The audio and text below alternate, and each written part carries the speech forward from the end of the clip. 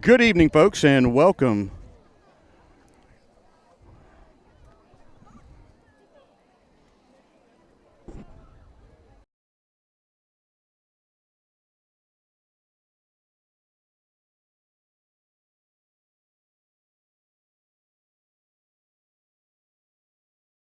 Test, test.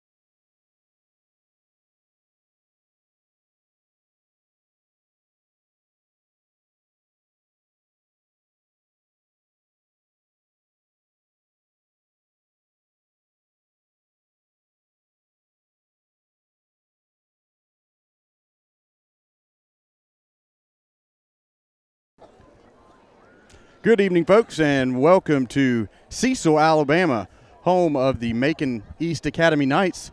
We are here for the region matchup between Chambers Academy Rebels and the Macon East Knights. A great region matchup here. We're just about 10 minutes away from kickoff. It is senior night down here in Cecil. So our Rebels are taking the field right now. And we would like to go ahead and thank our game sponsor for tonight, which is Sunshine Heating and Air, 256-825-4849. That is Kevin Keel's number, Lake Martin's most trusted name in comfort. Contact Kevin and ask him about the new Daikin Fit System. Kevin services Tallapoosa and Chambers County. Give him a call at 256-825-4849. Chester, welcome back. It's very good to have you here. It's great to be back up here in the Crow's Nest. So as you guys can see from the angle, we are on the visitor side, across the way from the main press box here at Macon East. We have the ability to be on the chamber side, so you may hear some cheering from the folks here that came down from Lafayette, about an hour and a half drive down 85, easy drive to get down here. So should be a great matchup tonight, Sid. Macon East is coming off a stunning loss to Edgewood last week by 1. Here at home, so yeah, the Knights will be looking to avenge that loss. Yeah, we anticipate a competitive game. We definitely anticipate a competitive game. We have just a little bit of a technical difficulty right now. Hold on one second, folks.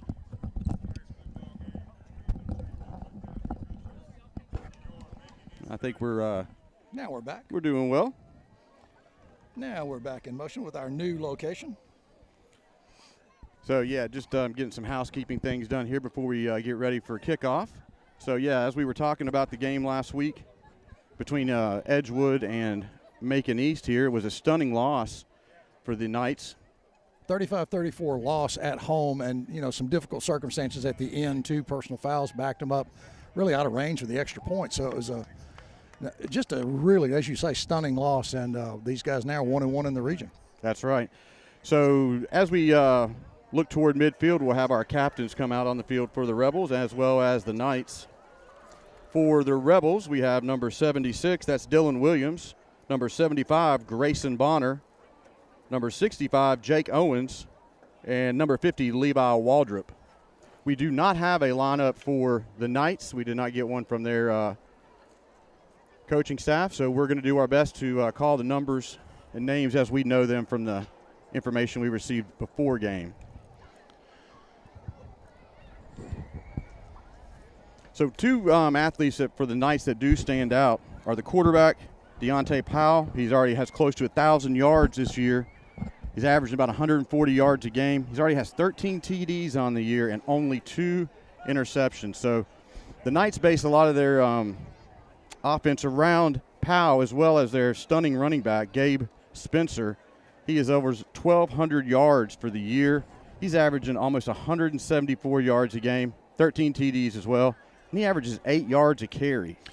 Well, we saw some really we saw a big arm from the quarterback in the warm-up. So, sometimes that doesn't translate, sometimes it does. We do anticipate them putting the ball up in the air, and I think one of the things that I'm looking forward to us doing is cutting off that big pass down the middle. We've suffered from that last week, and we've suffered in a couple of games from that. So Coach Allen's very good at adjusting. I say that all the time, but I anticipate the defense will be adjusted to that. And let's see, we have a result on the coin toss here. Like the Knights will receive. Chambers will kick off, defer, and have the ball in the second half. Yeah, it should be. Speaking of some defense last week on the passing game, I'd like to go ahead and note that Braxton Yerda was the Opelika Auburn News Player of the Week last week. He had over 243 yards, 4 TDs on 12 carries last week at Abbeville in the 56-7 win over the Abbeville Christian Generals. Yerda also had 2 interceptions in that game. So you were talking about Coach Allen making some adjustments, putting different personnel back there to stop that passing game that came out early and quick on the first quarter last week in Abbeville. Well, last week what we saw was this, this running back rotation, just rotate one person down due to illness. Luke played a little bit less in the first quarter, and the Yerda family kind of took over because Peyton also had a big night, ran for a long touchdown. But Braxton is a great and deserving recipient of that award. Yep. Well, here comes your Rebels.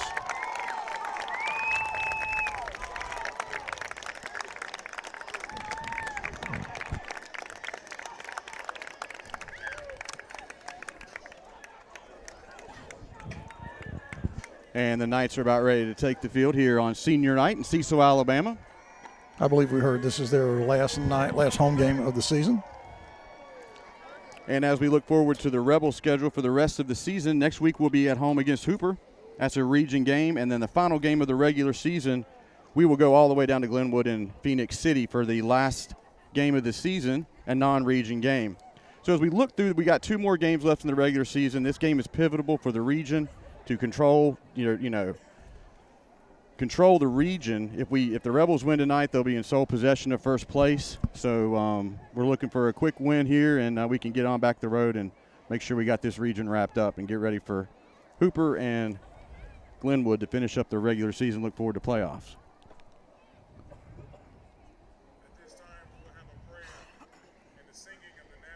We're going to take a moment of silence for a prayer and the national anthem.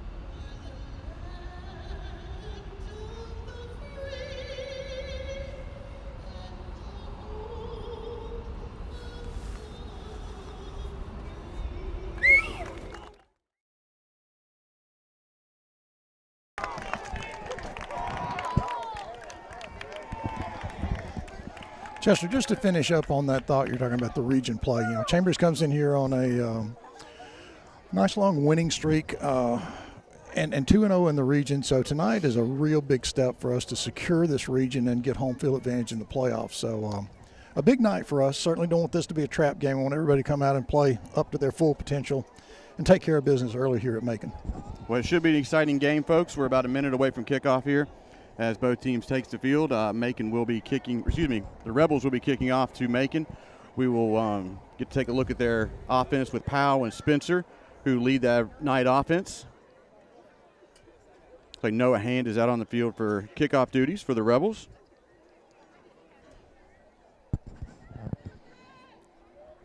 One of the things we're looking forward to tonight is, you know, the keys to the game, I think, are three simple things.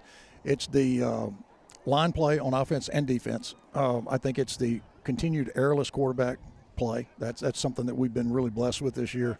And the other thing is just to see how these running backs, this four-headed running back monster we have, comes out and runs the ball against Macon. Yeah, Coach Allen and the coaching staff will be ready to set that running game into motion when they get the ball back. But this defense, though, we got to give props to them this year. They've been shutting down some pretty high-potent offenses. So should be a great game. Yeah, the offensive and defensive lines have gotten very, very aggressive and playing really, really tough football.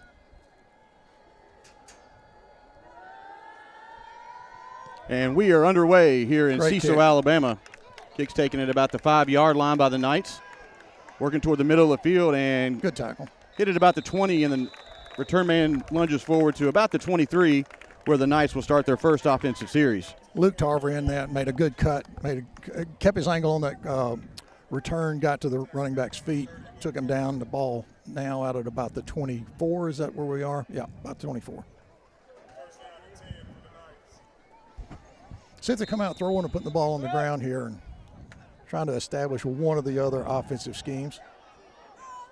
2 wide receivers to each side for Powell. It's like Spencer's in the backfield right behind him.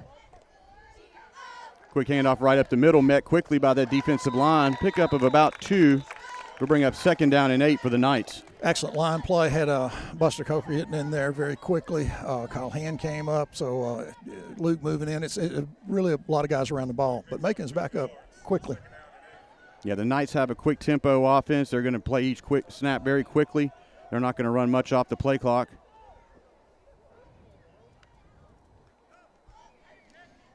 Good discipline.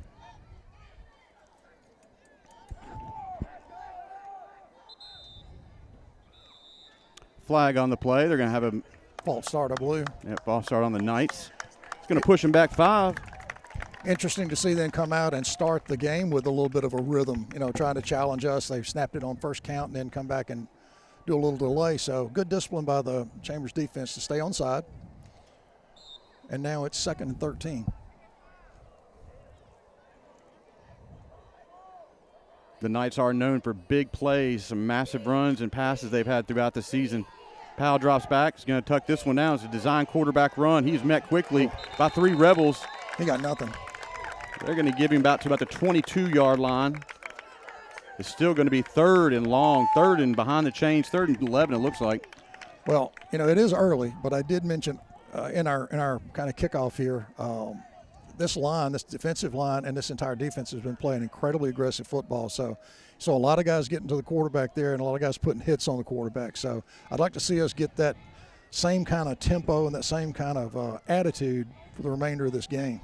Yeah, Ryan Smith and Dylan Williams on the left side of that line is really bottling up things. Powell brings his receiver in motion. Receiver in the flat. Going right down the hashes, and Wide he hits open. his target. Wide Number 8 open. going for the pylon, and it looks like it's going to be a score. That's going to be a touchdown Knights with 10 minutes and 18 seconds left to go in the first. The Knights strike quickly.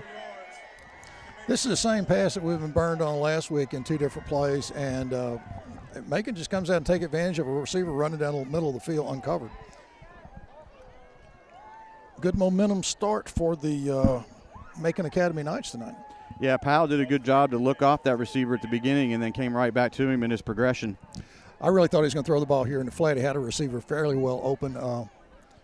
He just waited and threw the ball down the middle of the field. Knights come on for the extra point. Get the snap down, and the kick is up and good. So with 10:18 left to go in the first, the Knights strike quickly on 3 plays, 78-yard drive. That's something last week happened to the Rebels down in Abbeville, was that first offensive series. The Generals came out running and gunning and threw right over top of that Rebel defense, and happened again here on the first series. Yeah, it's like maybe we may have cheated up a little bit too much on that play. And, they've got good speed at the receiver position. He got outside, and once he caught the ball, there was no catching him at all. So we are definitely going to have to stop that play. And the receivers for the Knights do have a height advantage over the secondary of the Rebels. So what kind of offensive set we come out in and what kind of offensive pressure we put on these guys right away, because that was a little stunning. A 3-play 78-yarder, I believe. Yep.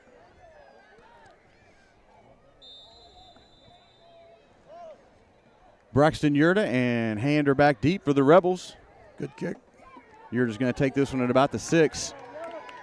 Working his way up down the right side, and he's got some room down that right side and picked up a couple blocks, and nice return out to about the 32-yard line, where the Rebels will take their first offensive series.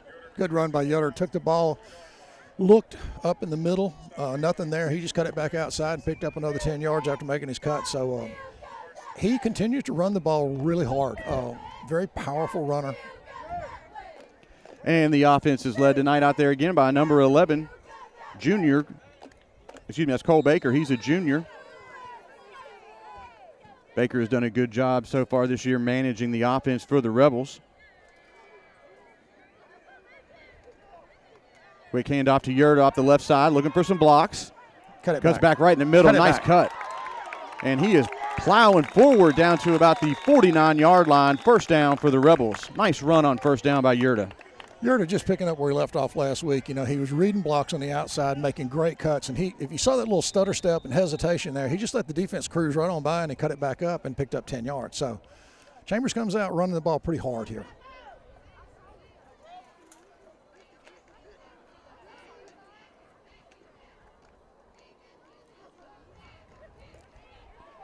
Arwood takes a sweep, and he cuts it right up the middle and picks up close to 5 on that. Nice pickup on first. Almost face mask there, just maybe just didn't get seen. Number 85, Eli Vernon, checks in for the Rebels. Now see that we are continuing. We got Buster Coker here on the H-back slot. We got Luke in the fullback slot. So kind of our normal power running back positions filled tonight. Second down and 6 for the Rebel. Ball in Knights territory at the 47. Hand up right up the middle to Tarver, and he's met quickly for about a yard gain in that. Maybe picked up 1. Not very good blocking up front. Their defensive linemen, they got 2 big guys in the middle. Pushed off the blocks and stayed home and just made a quick tackle on a tough running back. So it's a big third down, 3rd and 5. Folks, just want to remind everybody we are working off a hot spot tonight. So if some frames start, jerking around on the screen there and losing the audio, we will get it quickly updated. Hand off to Yerda this side, and he bites through one tackle. Keep running. And he is down for a first down for the Rebels. That arm tackle is not going to work against Braxton Yerda. He just pushed right through that one. I mentioned this to a couple of people last week. The pecking order gets shifted sometimes with, just momentum and players. Braxton is getting the calls, and he is really hungry for the ball. This drive for the Rebels is moving nicely. Look at that. Luke He's Tarver gone. just busts out of the hole. He's in for a Rebel touchdown. The Rebels answer quickly here with 8 minutes and 9 seconds left to go in the first. That was just a showcase of how to run the ball right there. Well, they caught the Knights really not set on defense. Really nice block there. Ryan Ford did a good job blocking coming off that little quick hitter up the middle. And, Luke, he's like a cannonball. He's just fired off, and he's gone.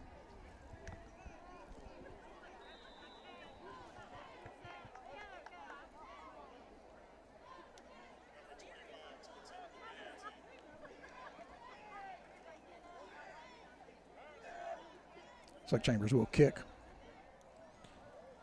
Go for the 7-7 tie here in the first quarter. Play clock is down to 5. Some late substitutions for the Rebels. Hayden gets the snap down. The kick is up. Good. And it is good all the way into the softball field. Kicked that one to about second base back there. That's right. That was a nice answering drive by the Chambers Academy Rebels to hit that, to answer back quickly against that Knights big drive. Oh, that's also, thank you. That's a Star Insurance touchdown. We'd like to thank them as being our touchdown sponsor this year. Last week, I know, Sid, you had to call them a lot, which was a good thing, and hopefully we'll do the same this week. That's Ricky Elliott and Associates. They're now part of the Star Insurance Group with offices in Opelika, Auburn, Montgomery, and Greenville, insuring businesses, homes, farms, and autos in Alabama, Georgia, Florida, Mississippi, and North Carolina. Supporting Chambers Academy Rebels since 1980. Go Rebels. Thank you, guys, for being our touchdown sponsor this year. It was a busy press box for me last week. Yeah, it was. And Chambers scored a lot and went to the quick set offense a lot, so I didn't have an awful lot of pause and think time. It was just call it. Well, you did a great job. Well, thank you, Chester. Let's see what we can do a little bit better. See if we can do a little bit better job on defense here. Bounding kick's going to be received at the 10. First Rebel defender misses the tackle and met quickly by about 4 or 5 folks there. The Knight returner run right into the pursuit of the Rebel coverage team. They're going to take the ball at about the 32-yard line. He stayed up an awful long time, but just did not make long yardage games. He was doing a lot of cutting, but I would have loved to have seen us get him down right a little bit closer to the 25. Gave up about an extra 6 yards on that return, but that's okay. We just need to play very tight defense here and guard against that bomb across the middle.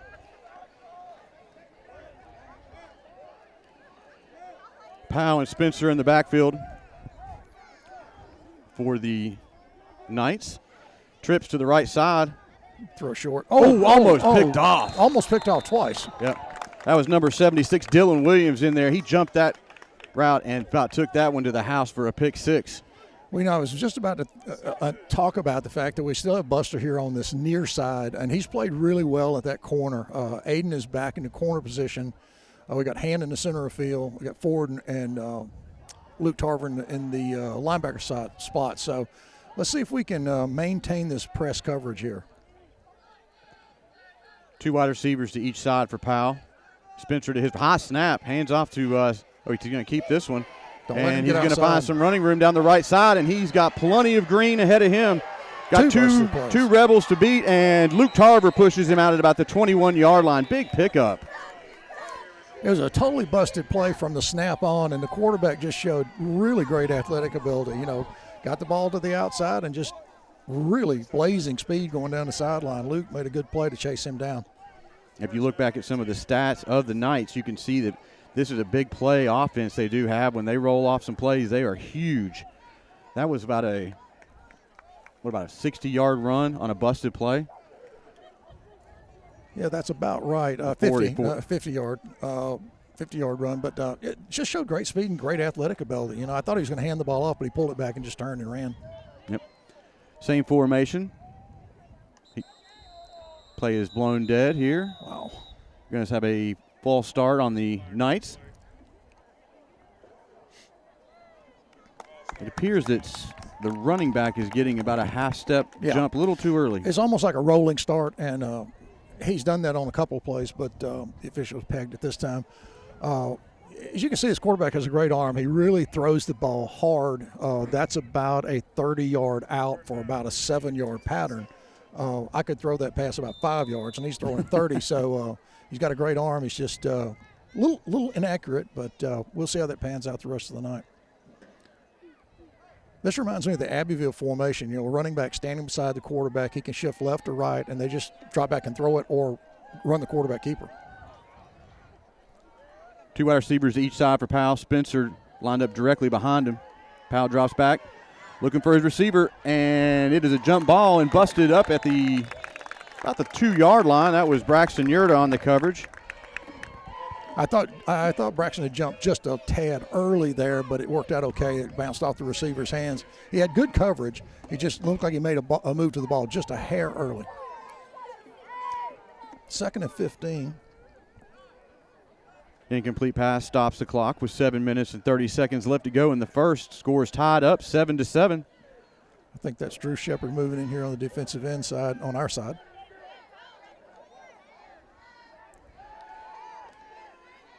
Ball is tipped up in the air, almost picked off by number 14. That is Jacob Norgaard, just right through his hands. That's 2 interceptions.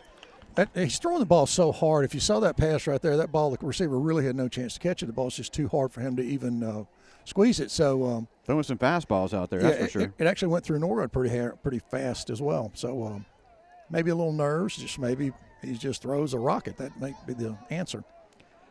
3rd down and 15 for the Knights.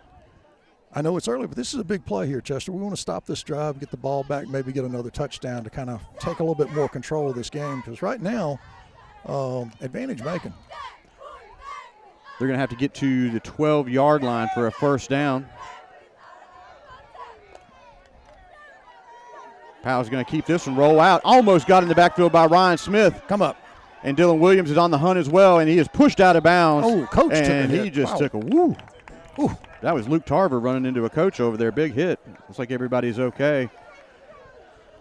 But Powell is pushed out of bounds, and that's going to be for a loss. Ball's going to be put back to the 29-yard line. It's going to be 4th down and 16. Yard loss on that. Big Ryan Smith did a great job, had good penetration, quarterback speed, got him away from him. But if you saw on that play, Luke was coming up so fast that he made a good decision to pull off the back. But as he pulled off and kind of stepped to the side, he had a coach full tilt. Yeah. Got to keep your head on a swivel, I guess they say on the sidelines. 4th down, play clock's down to 4. 4 down territory, they're going to have to hustle. They're going to call a timeout. They can't get they get it off quickly. There's no flag. way. There's no way they got off. Yeah, there's the flag. It's either going to be a delay or is it going to be a motion? I believe that has to be because they weren't delay. even set, so. You're going to give him a delay on that. It's going to push him back 5 more. Still 4th down territory. They're going to be going for it.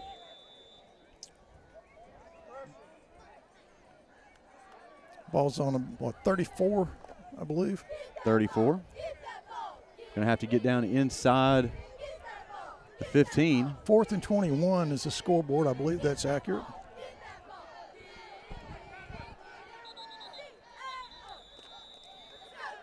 Timeout on the field by the Knights, and while we got a moment, we wanted to thank our game sponsor today, which is Sunshine Heating and Air.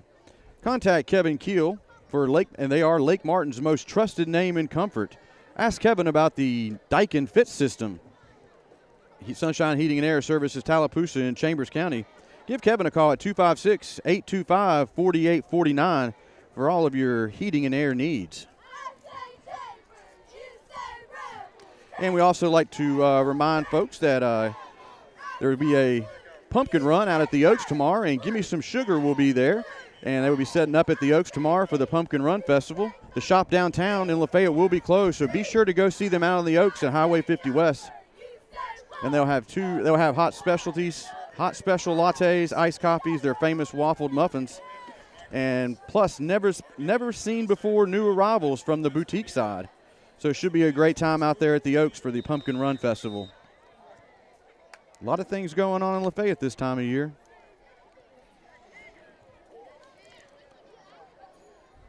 Macon's set, ready to snap the ball here. 4th and 21. Not sure what play you're going to run here, but I think it's going to be put in the air.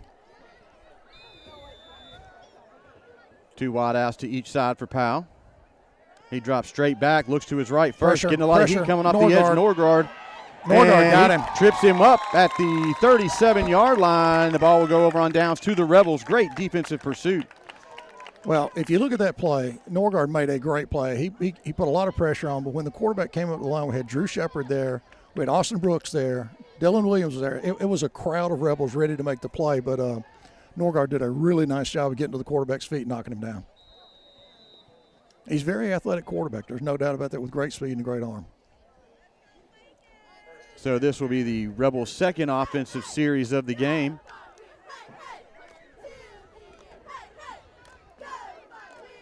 Quick handoff right up the middle. Pickup of about 4 on the play. It'll bring up 2nd down and 6 for the Rebels. A little bit more of the Luke Tarver treatment there. You know, as we alternate that play, I can see running a sweep with Buster off that thing, or just pitching the ball again outside to Yerda like we have earlier. It's setting itself up to pop to the outside. Nice hard count there by Cole Baker, trying to get the Knights to jump off. 10 seconds left to go on the play clock.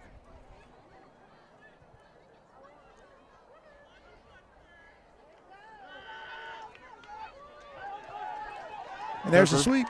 And there's a flag thrown down at about the 41-yard line. Probably be a hold.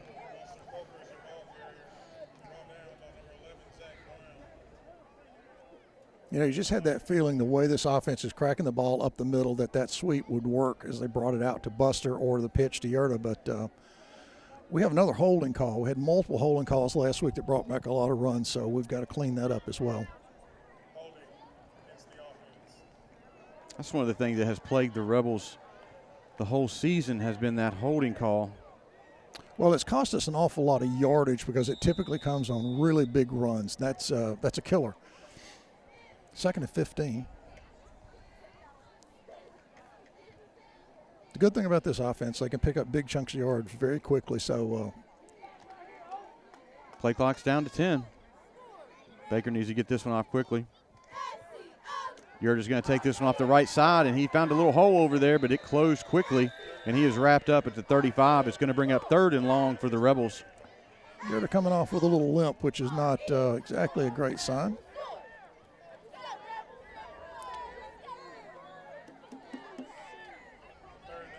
You know, as these games get later in the season, it gets a little cooler quicker, and sometimes those little chips that didn't bother you at the beginning of the season start to work on you a little bit. I don't know if that, you know, if he got that on the tackle or if he twisted a little bit as he tried to make his cut. I just wasn't watching that play that closely, but tough to see him go down. Ooh, big hit out there. Buster Coker took that one on quickly at the 37. Another flag. Looks like about maybe a 2 or 3 yard gain on the play, but we need to check that flag. Holding again. They will decline, I would think. Well, that did not turn out to be our greatest offensive set there. 2 penalties and a hurt running back. Not exactly what we were expecting. Punt team comes on, led by Noah Hand. We really have to clean up some of these mistakes that are just very untimely.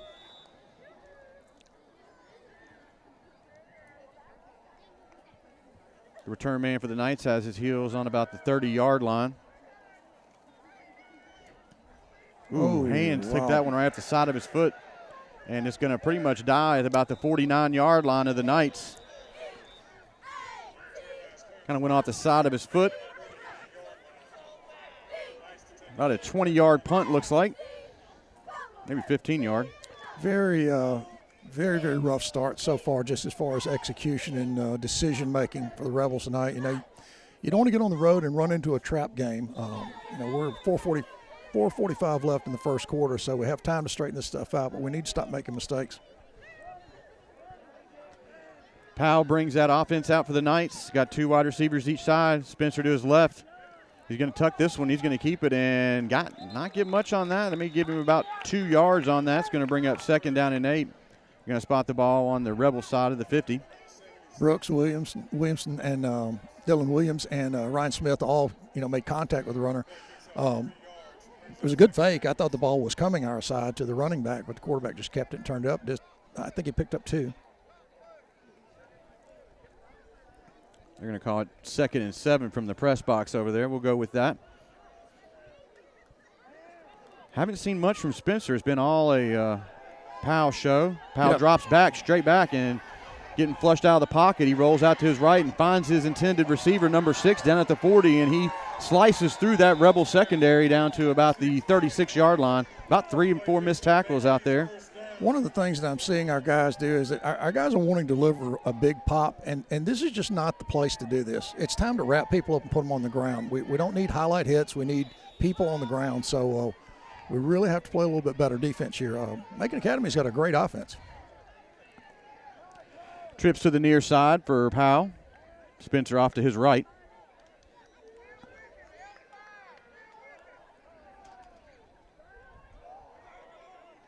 Man coverage for the far wide receiver. Hand off to Spencer off that left side of that line. Hard run, but a good tackle. Yeah, picks up about 5 on the play. Ball's going to be spotted at 31 for the Knights. Luke made a really chest-high driving tackle. That's the thing I'm talking about. We don't need the big hit. We need form tackling and get guys on the ground. So I'd like to see a lot more of that play. Actually picked up 6 on that. It's going to be 2nd down and 4 for the Knights. Ball's at the 31 of the Rebels. Macon offensive line is doing a good job of sustaining blocks just long enough to keep the pressure off. We've had a few plays that have started to put pressure on the quarterback, but with his speed and athletic ability, he's getting outside of that pressure. Powell drops back, looking for his running back out of the backfield, and he is bounces right off those tacklers, and he's going down the left side, and he is pushed out of bounds. That was Gabe Spencer, and looks like Kyle Hand had the touchdown saving tackle. I thought he was gone, I'll be honest. When he broke that second tackle, I thought he was down the sideline and away. We put a big hit on him right after the catch, and we didn't wrap up and bring him to the ground. So I don't know what's happening with our tackling all of a sudden. We've got to tackle better. That's something we noticed from the film last week at the Edgewood is nobody was wrapping up Spencer. They were just bouncing off of him. And he had a whale of a game last week against Edgewood. Oh, ball at high snap, but it was recovered by Powell, and the Rebel defense smothers Powell in the backfield at about the 20-yard line. So far, that has been something we've seen. The ball has been snapped high typically on a majority of plays. Quarterbacks handled it. That one just a little bit too high for him to get up and catch. And that ball came back with a little juice on it, too. So, big break there. Yeah, lost 5 on that one. 2nd down and 15. Pushed them right to the edge of the red zone. Powell drops back. Just behind his intended target. That incomplete pass stops the clock with 2 minutes left to go in the first quarter. That is a real mismatch on the outside. Aiden is probably a good 5 inches shorter than this number 6. I don't know if we have his name there. We don't have that roster. He's really tall, really athletic wide receiver. That ball was just too much behind him to make the adjustment.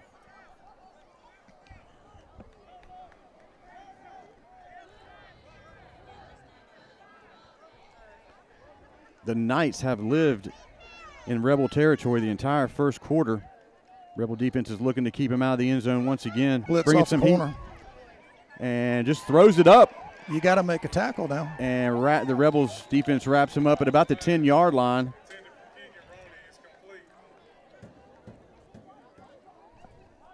They're going to have to – it's going to be 4th down for the Knights. Ball is going to be spotted at the 10-yard line. They got to get down. It looks like to about the 6-yard line for a first down? Yeah, I believe so. Again, we had good pressure on the receiver, but we're just not taking people to the ground. Now, part of that could be the athletic ability of the receivers and running backs. That's always a part of the game, but they're going to kick the ball here, which is probably a wise decision. Number 12 for the Knights come on for the they're lining extra up point. For the kick. Play clock's down to 4. And it looks like he's going to push that one. Pushed it to the left. Good pressure up the middle.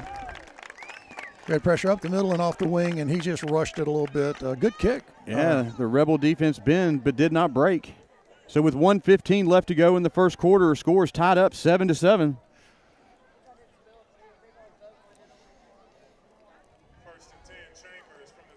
See this offense take over at the 20 here and maybe get a little bit smoother exchanges and get ourselves a few large runs like we had in the last several weeks from this running back group.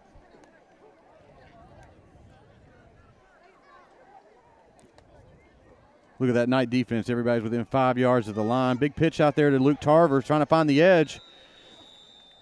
And he is out to about the 26-yard line. Nice run by Luke. He got to the corner and just turned it on.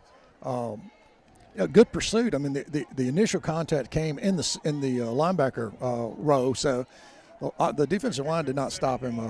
He hit the hole really quick like he usually does. Braxton Yerda is back on the field, so that ankle injury may not have been as serious as we first thought. Yerda carrying it. He's going to run to the left side here. He found a blocker, and he is seeing nothing but green. He's at the 40, 30-yard line. One defender to beat, and he cuts back behind him, and he is slicing and dicing, and he is in for a Rebel touchdown. What a great run by Braxton Yerda. Got so excited I'm blocking the camera. That was an outstanding run because he's hurting. He's still limping, but he just ran through it. Yeah, once he found the edge, there was no defenders. As we talked about earlier, everybody's pressed up on the line. Once he broke through that initial wave, there was nothing but pay dirt for him. Well, you see a lot of offensive linemen downfield here coming after that play, so we had good blocking, people pursuing, but that was basically after he broke through the secondary. That's all Yerda. He just turned it on, and he made two really good cuts on probably their most athletic player. Hand on for the extra point, and it is good. So with 20 seconds left to go in the first, the Rebels have their first lead of the game, 14-7.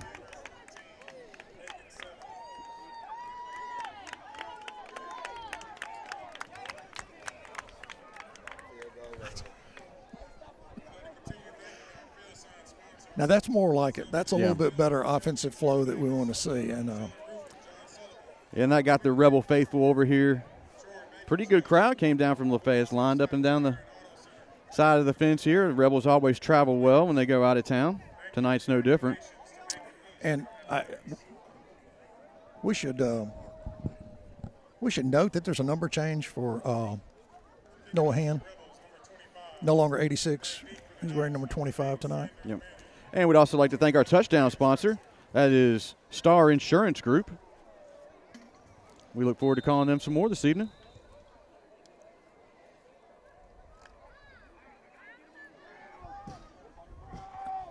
Need to have really good coverage on this kick. Pin them back a little bit.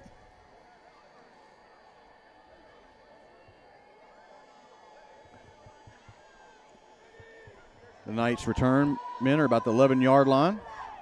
Great kick. Good high kick down at the 10. Knights are taking it right up the middle of the field. Found some running room, but he is wrapped up at about the 34-yard line. Good pursuit. Got the runner on the ground quickly, but he made a really good decision to pop that ball right up the middle and just keep running. Down at the 34, I believe. Yes, and that was number 52, Ryan Ford, down there in the mix on the coverage team. Ryan's been very active as usual tonight. I've seen him make a couple of really good blocks and really coming up on defense.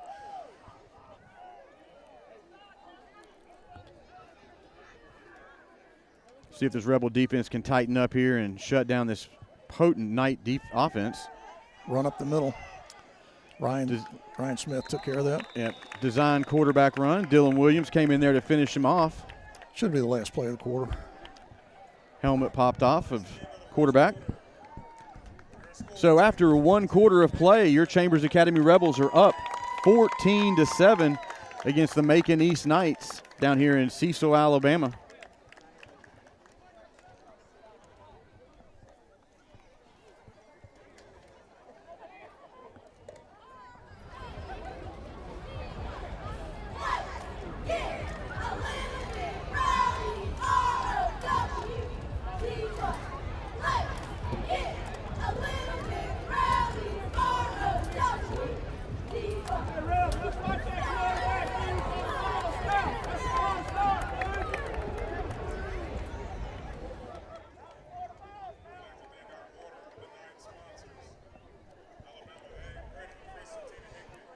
We'd like to thank our game sponsor tonight, Sunshine Heating and Air. Lake Martin's most trusted name in comfort. Contact Kevin Keel and ask him about the Daikin Fit System. Servicing Tallapoosa in Chambers County. Give Kevin a call at 256-825-4849 for all of your heating and air needs. Thank you, Sunshine Heating and Air, for sponsoring tonight's game.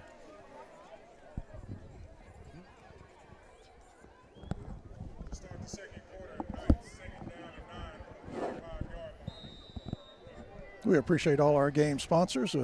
Couldn't do it without them. That's right. Making up quick. Oh, new quarterback in there, number 12, and it's a Better high get on snap. the ball. And he picks it up and looking for some running room down the right side. Big hit coming. Ooh, and he just throws that one out of bounds. It looked like something bad was going to happen over there. Woo.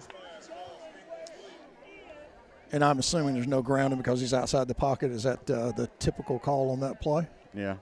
Because there was no receiver. He just ditched the ball. And he was in there at quarterback because the last play of the first quarter, the quarterback lost his helmet and had to come out. So there's, again, a high snap. Not as quite – the quarterback is not quite as tall as the original quarterback, so that certainly might have impacted that play just a little bit. Got Drew Shepard back on the field at defensive end here. I think it's the only major change we see. 3 wide receivers to the near side for Powell, 1 to the far side. Spencer to his right. Powell looks to his right. Pressure coming. And looking for his lone receiver on man coverage out there, and there's a flag on the play, and they're saying it's an incomplete. Ball hit the ground. I don't know what the flag is. The back judge there said it hit the ground. Let's see what he has to say. We may have a defensive hold.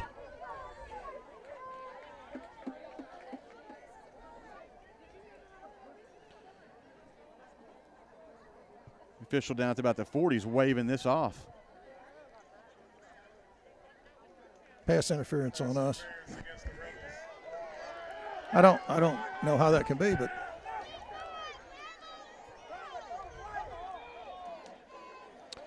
well, they're going to march this one off, and the ball is going to be spotted at the 50-yard line. Once in a game it happens.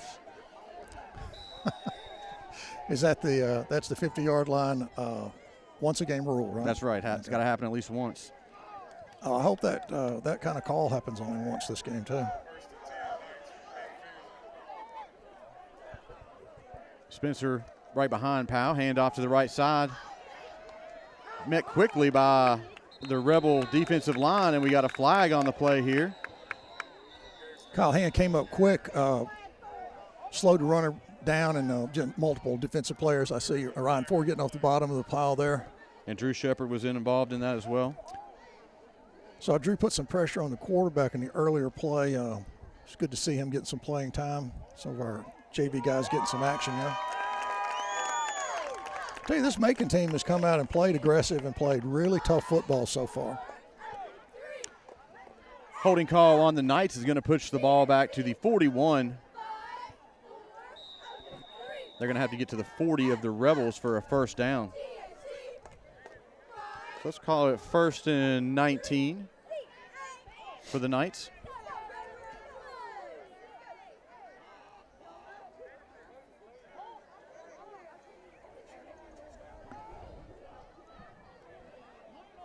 Powell drops back, looks to his left first. He's got a receiver going down the far side and overthrows his intended target, number 11. Good coverage by the Rebel secondary back there.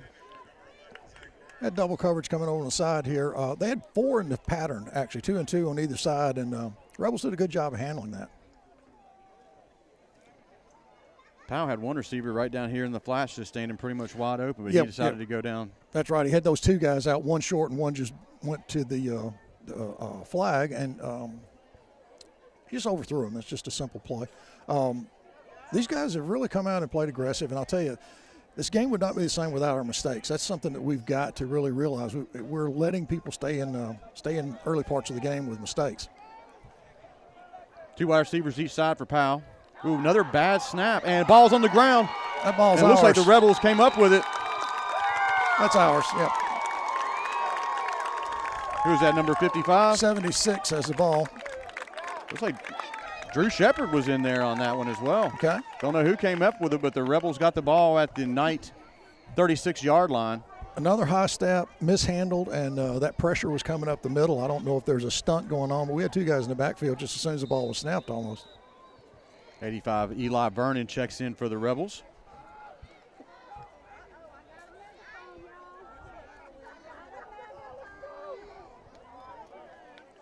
Colt Baker brings him up quick. 10 seconds on the play clock. Tarver and Yerda in the backfield. Watch the clock.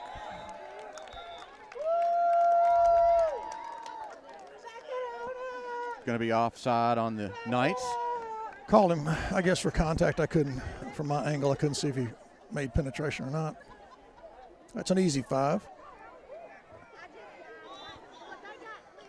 First down and 5. Best starting field position for the Rebels all evening. Ball at the 31. Coker in motion. Hand off to Tarver. Using his blockers and keeping those legs moving. He had just about broken that tackle. They're going to spot him down at the 25. That's enough for a Rebel first down.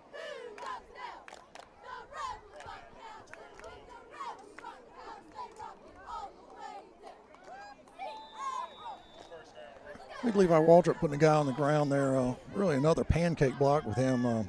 He's doing a good job, and he's doing a good job handling his man on the defensive front. I've seen that a couple times tonight, and you especially notice it when he's down there helping the guy get up after the play.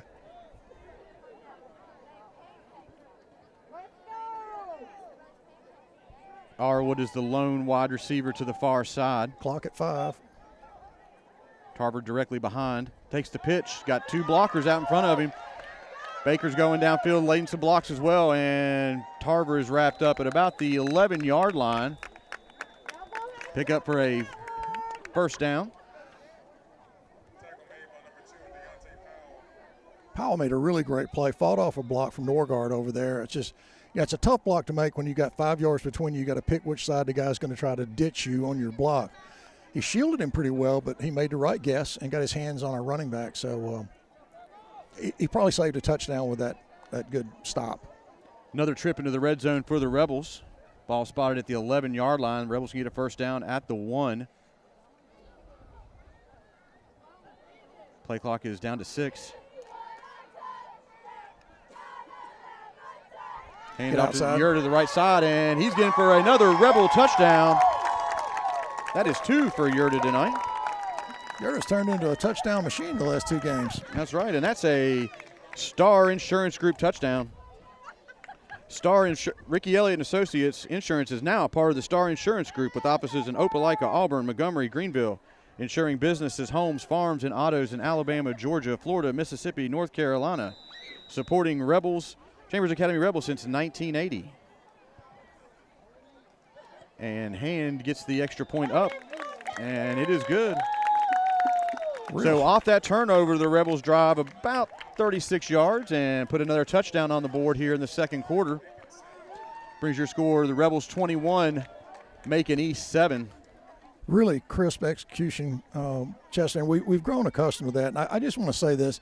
If you look at this offense, our quarterback, we don't throw the ball around a lot, but our quarterback does not make mistakes. We don't make mental mistakes. We don't make position mistakes.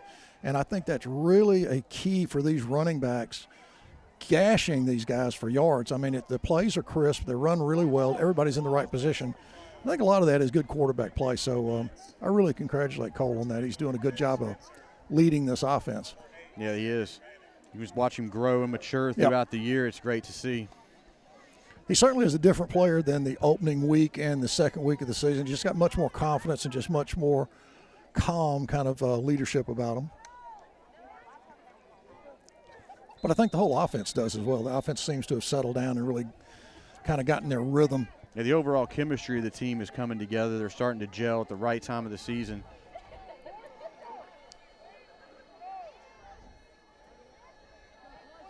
Hand leads the kickoff team on the field, and he is ready. Kicking it away again. Yep, another good kick down about the 11 where the Knights will take it. And finding some running room, and he runs through an arm tackle right there at the 33 and plows forward to about the 41. Good starting field position for the Knights.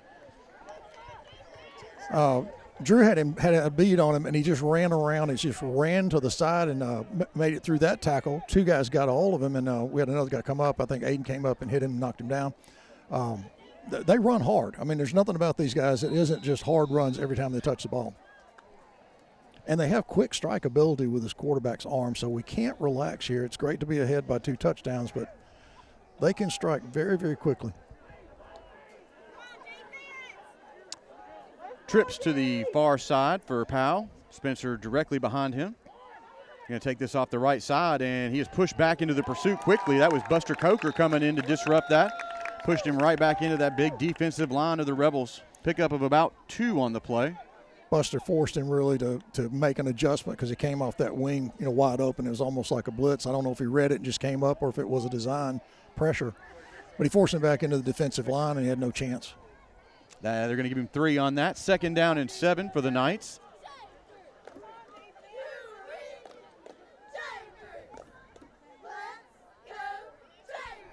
Powell drops back, looks to his right. He's getting flushed out of the pocket, moving to his right side, and just throws that down the sidelines. Good pursuit over there by that Rebel defensive line. Dylan Williams was over there on the hunt with Ryan Smith. I beg your pardon. I hope we start seeing that pressure develop more and more as the game goes on. Maybe wear these offensive linemen down a little bit and start putting that pressure on a consistent basis. I think if we get in this quarterback's head a little bit and let him think that pressure is going to be there, he might be prone to make a mistake with throwing the ball as much as they do.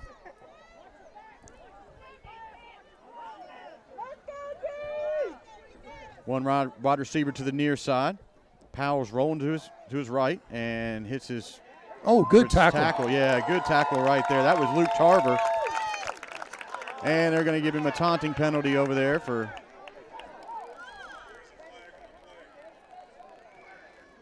celebrating after that hit.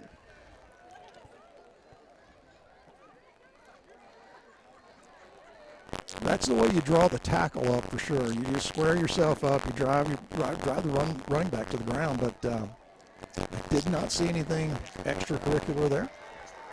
It appears he jumped up and celebrating a little bit after that hit. So they're going to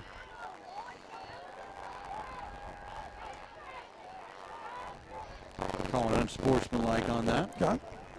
That's going to push the Knights down to about the 31. Yeah, they're going to spot the ball at the 36-yard line. Big penalty there.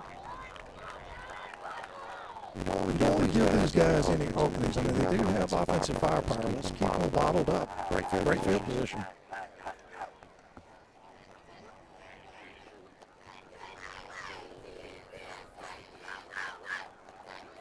Eight 24 left to go here in the second quarter. Rebels are up 21-7. Clock's not running. I don't understand what's going on. Yeah, officials are making notes. Maybe keeping track of the personal foul. We are ready for play now. All the clocks are rolling. Another big mistake that accounts for a big chunk of yards. 1st and 10 for the Knights. Hand off to Spencer right up the middle, and he is wrapped up quickly. That's number 85, Eli Vernon on the tackle. Eli just cut back into the middle and made a great tackle. Just got around his legs and brought him to the ground. 2nd down and 8. One thing I'm beginning to notice, Chester, is that play with the running back, their big power running back, is not getting the penetration as it was earlier on. You saw that in the first quarter. He broke the line pretty quick. He slowed down. We're slowing him down a little bit. Another high snap, just corralled by Powell. Big hit. That was Luke Tarver coming in there and taking the legs out of big number 21, Gabe Spencer. No gain on the play. It's going to bring up 3rd down. That's 2 really big hits right there. He's an emotional kid. He plays really passionate football, and he's tough as they come. Great tackle. 3rd and 9 for the Knights. 2 wide receivers to each side for Powell. Trying to get that Rebel defense to jump, but they're staying at home. Very disciplined. Powell drops back, looks to his right, hits his wide receiver on the far side and pushed out of bounds. Close. It's going to be close to 1st down territory. Going to come up a couple yards short, it looks like. 4th down. They're going to probably go for this one, I would think. I think it's going to be 4th and 2. Probably try to get this big running back off tackle and try to pick up the 1st down. Another big play here for this Chambers Academy defense.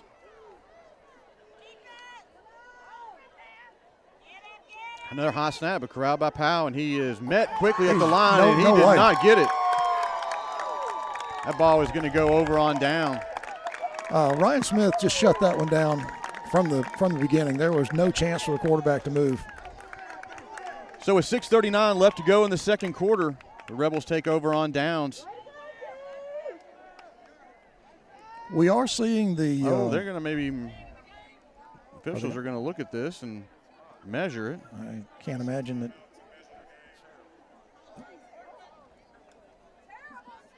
No, there's no way.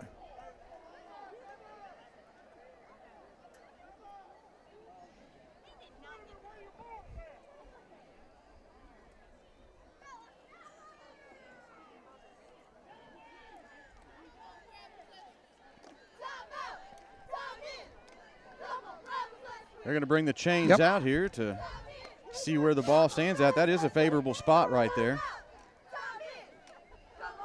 Yeah, I think that might be an understatement on that one. I thought he was a good yard further back.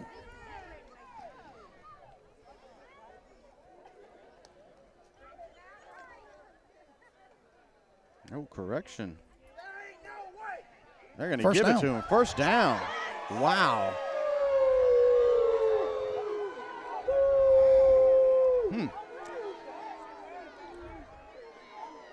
The Knights even looked like they thought it was they got to bring the offense back on the field. Yeah, that was that's just one of those things that you got to fight through in the game. I mean, listen, that play's over. Now your defense has got to play. Yep. You can't worry about that. Good call or bad call, there's another play coming up, so let's play. Yep. Can't play defeated. So first down and 10 for the Knights. Maybe that'll fire up the defense a little more.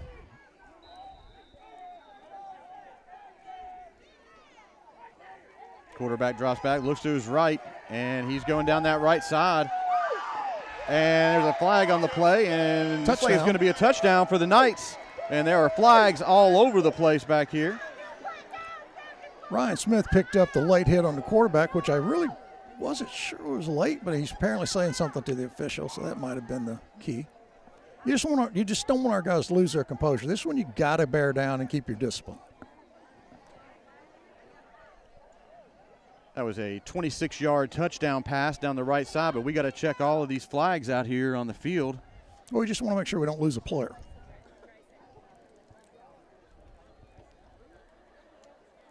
Yeah, I think the whole stadium was shocked about that first down call spot. Caught the Rebel defense on their heels. Powell took it down the right side. I did not catch what happened in the backfield with the quarterback. Well, Ryan Smith made a big hit. It may have been a tad late, but the personal foul may have been on Jake. Both those guys had come off the field and having some coaching from the coaching staff. So we'll see.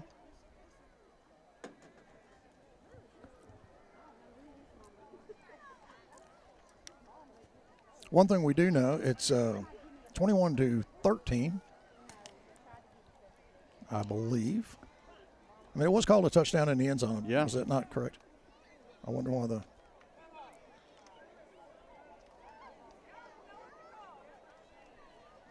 officials huddling, trying to make some decisions. Well, let's get the call.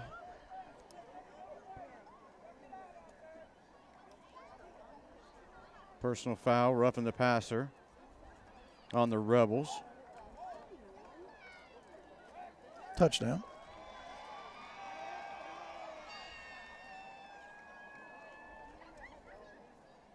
Unsportsmanlike on us on the kickoff.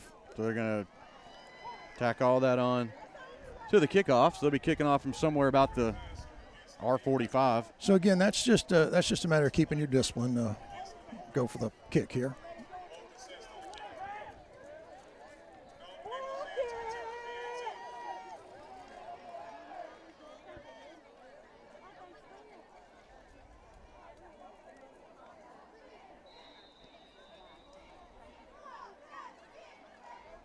Officials whistle the play in. Kick is up, and it is good.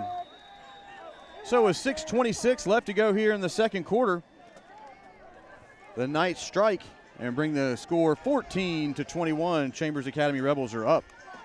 Change the complexion of the game here. A spot that did not go our way. I thought we'd made a big defensive play. They throw a really nice pass in the end zone, and we get 2 personal fouls off of the play. So we give up a touchdown, we have 2 personal fouls, and that's not a good play no matter how you look at it. Yep. And while we got a little break here, we want to remind folks, Give Me Some Sugar there in Lafayette will be down set up at the Oaks tomorrow for the Pumpkin Run Festival. The shop downtown in Lafayette will be closed, so be sure to go out to see them at the Oaks on Highway 50. They will have hot specialty lattes, iced coffee, and their famous waffled muffins. And plus some never-seen-before arrivals from the boutique side. So it should be a fun day out there at the Oaks tomorrow for the Pumpkin Run. And the Knights are going to be kicking off. I thought the 45. They're going to be at our 30 kicking off. I don't think I've ever seen a kickoff this deep. If you have an onside kick, this would be the one you want to run. Yep. Because worst you're going to give up is about 20-yard line, because it's got to go 10 yards. And that's what they're doing. Wise timeout here, I think, by the Chambers coaching staff.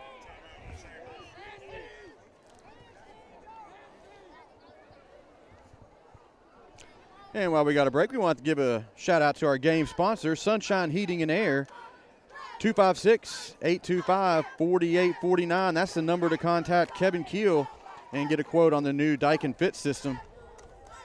Sunshine Heating and Air services Tallapoosa and Chambers County. They are Lake Martin's most trusted name in comfort. And we'd also like to recognize the best photographer around, Taffney Nelson. She captures all of our memories here for on the road and in town, so we want to give a big thank you to Taffney Nelson and check her out for all your photography needs. So the Rebel coaches got the coverage team ready for an onside kick here. Coach Allen's out on the field discussing with the white hat the plays at the end of the touchdown throw.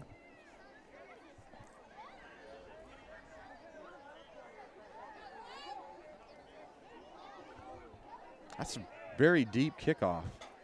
If it's 15 yards each, that's 30 yards. Well. Yeah, I think that's right. They kicked from the 40. That's right. Would not be a good place to give up an onside kick at this point in the game.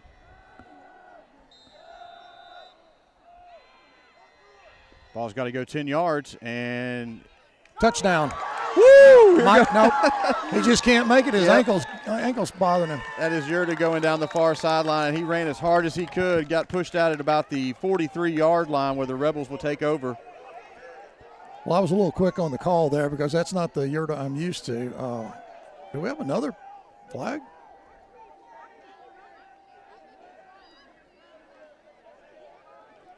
Not too sure what's happening.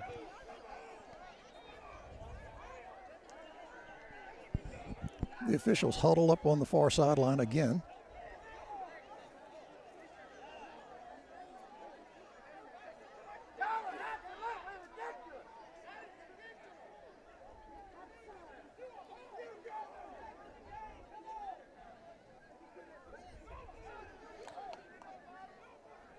Coach Allen is getting an explanation from one of the officials on the field of what's going on. I'm not even too sure what even.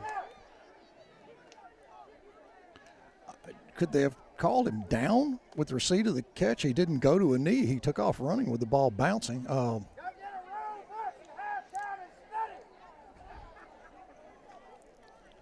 It's been a rough quarter for the officials as well as the players of this momentum kind of stagger here.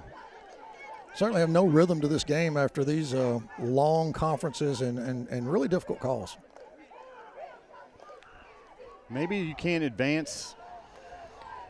Now, we've seen people run back an onside kick. It's just, I think it's a free ball. It's like a kickoff. It is the kickoff. Yeah, so I don't know what the deal is. But the Rebels will take over the ball at their own 20-yard line instead of the night 40. And that may have been the call. It may not have gone 10 yards. Okay.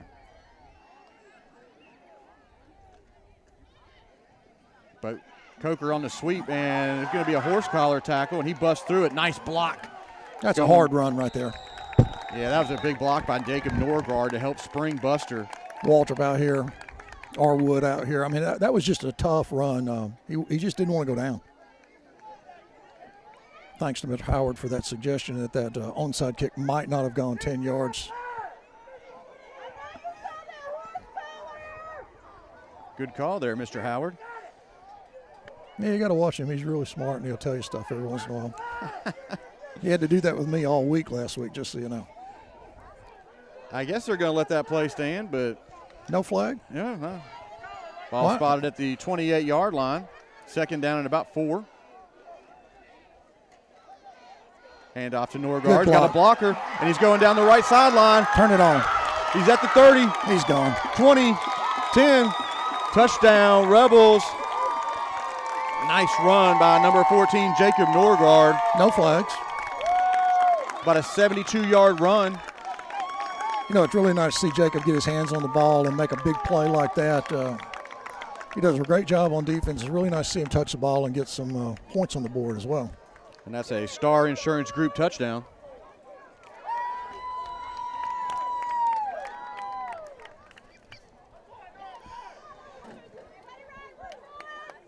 That score turned the Rebel faithful mood up quickly.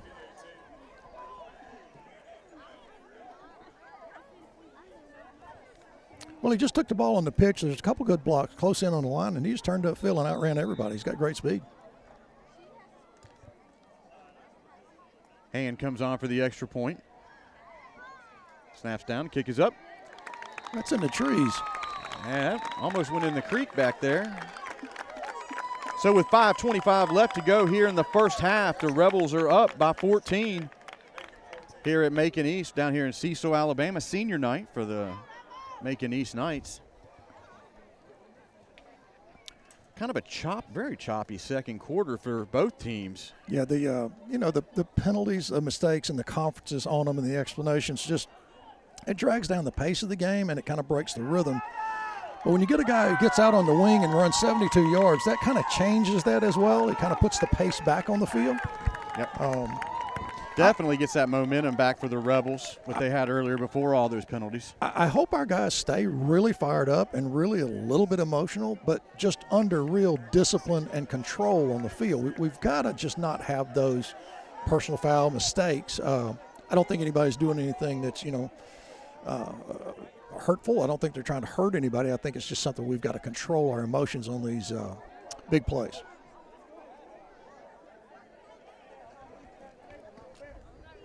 Number 8, Landon Hand, checks in on the kickoff team for the Rebels.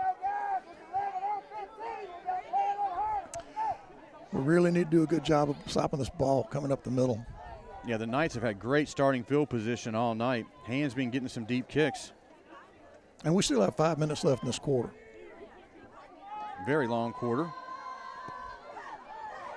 Little sunshine kick down to about the 20-yard line where it's taken. And another big hit, bounce off. Yep. And the Knight return man is pulling the ball out past the 40 to the 41-yard line. Well, they will set up for their next offensive series. That's something you mentioned earlier about wrapping up those tackles instead of just hitting.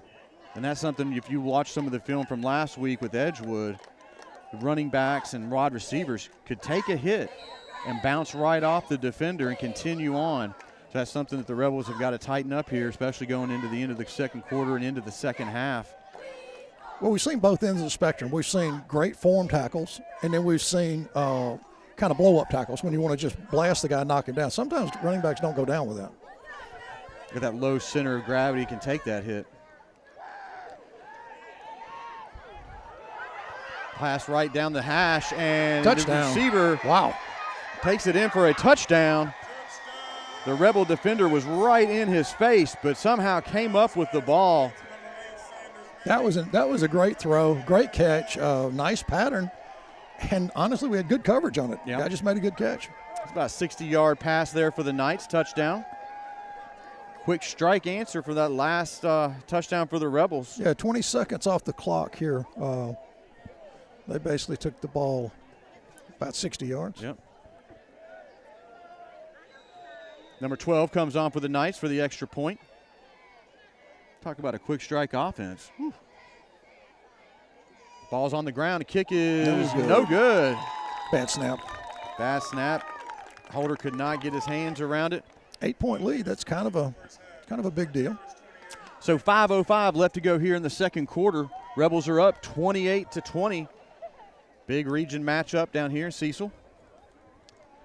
And while we got a second here, we want to remind everybody to go on to YouTube and make sure you hit the subscribe button so you're notified of any activity, basketball, volleyball, whatever's happening on Chambers Academy Sports Live. Make sure you go in there and hit that subscribe button so you're notified of all of the activities on Chambers Academy Sports Live.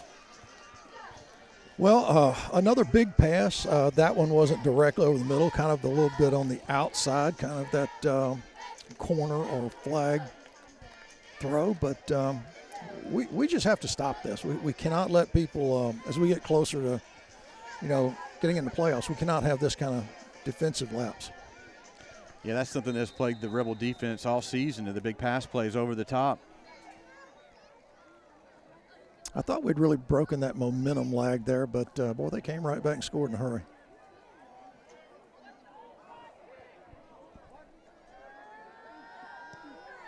Good kick, good high kick. Arwood takes it at about the 10-yard line, looking for some running room. Dyson moving, and he cuts up to about the 36-yard line, 37-yard line. That's where the officials are going to spot the next offensive series for the Rebels. Big hits going on kickoff. Our guys are really getting after it. Don't have an official roster for the Knights over there, but if you look across the way, Sid, there's only about 7 or 8 guys on the sideline. So these guys are playing both sides of the ball, and the second half is going to get very tiresome for that team. Well, we certainly hope that. To be very honest, we would like to wear them down. And they've lost 3 players to injury, 3 key players. It was a weird defensive setup there for the Knights, but yeah, that lineup was weird, but it didn't help much. About a 6-yard pop up the middle. That's going to bring up 2nd down and 4 for the Rebels. Rebels going to look to try to get another score on the board before the half ends. Nice leap over the pile by Luke Tarver. Picks up close to 1st down yard. Just like he's going to be about a yard short. Again, nice pace, and they're back up the line again. This is go offense here. Yeah, the Knights can't even get set. I don't think we were set. And there's going to be a flag on the play, a little motion. Yeah, that's the risk reward of running that quick offense. You got to get everybody set for a count.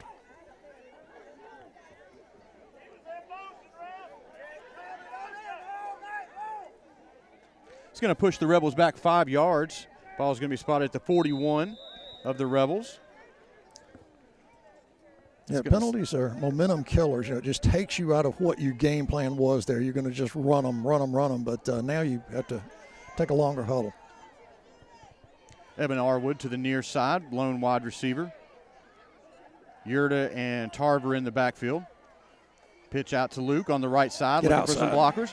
And he digs that cleat in and puts his shoulder down and blasts right through for a Rebel 1st down. Luke Tarver runs like an old teammate of mine, Richard Heath. He just tries to run through you. Quickly back to the line. Hand off to Yerda off the left side, same play. Looking for some running room, and he is pulled back down from his horse collar. Looks like it's going to be a call on that. They called a flag again. I think they called us for motion, which I don't understand. Thought everybody was set for a full count there. I thought that was going to be a horse collar. Oh, holding call on the Rebels. This is they're very unusual to see this many calls go this way. And they're close calls. So. Yeah, that's going to push the Rebels back to their own 38-yard line. Rebels are going to have to get to the 41 of the Knights to get a 1st down. I thought that was a horse collar. It's just very choppy. I think you said it well.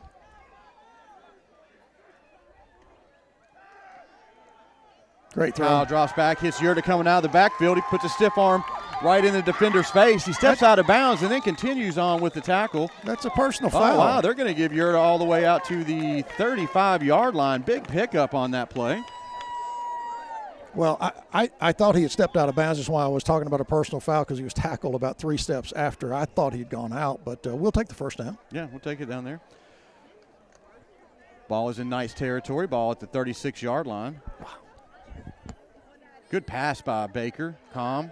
Hand off to Buster Coker. And he fights through the first tackle, but not much on that play.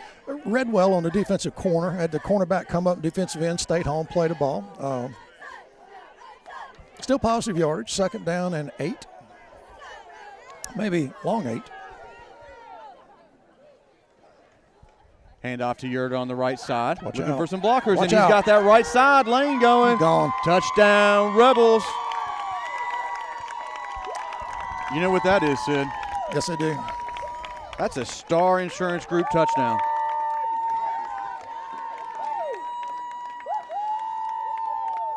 The Rebels are fighting through all these penalties and coming and just keeping their nose to the grindstone and just chopping away at that Knight defense. They are getting tired and flustered. Well, he got to the outside and you could have called him gone as he made the corner. He really just outclassed that whole side of the offense. Rebels are looking to put 35 on the board here in the first half. Still 2:27 left to go.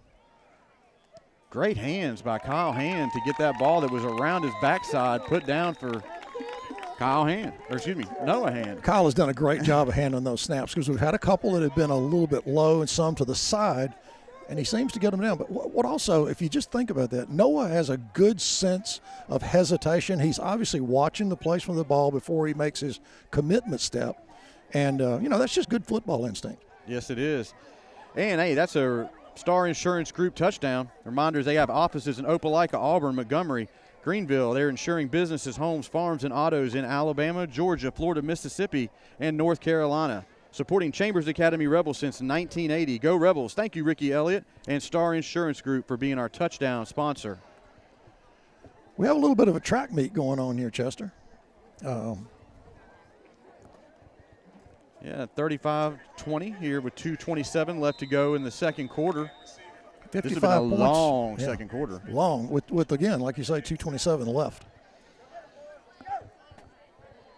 And don't put it past the Knights for putting up a quick touchdown. Yep, we need to again keep this coverage tight on this kickoff.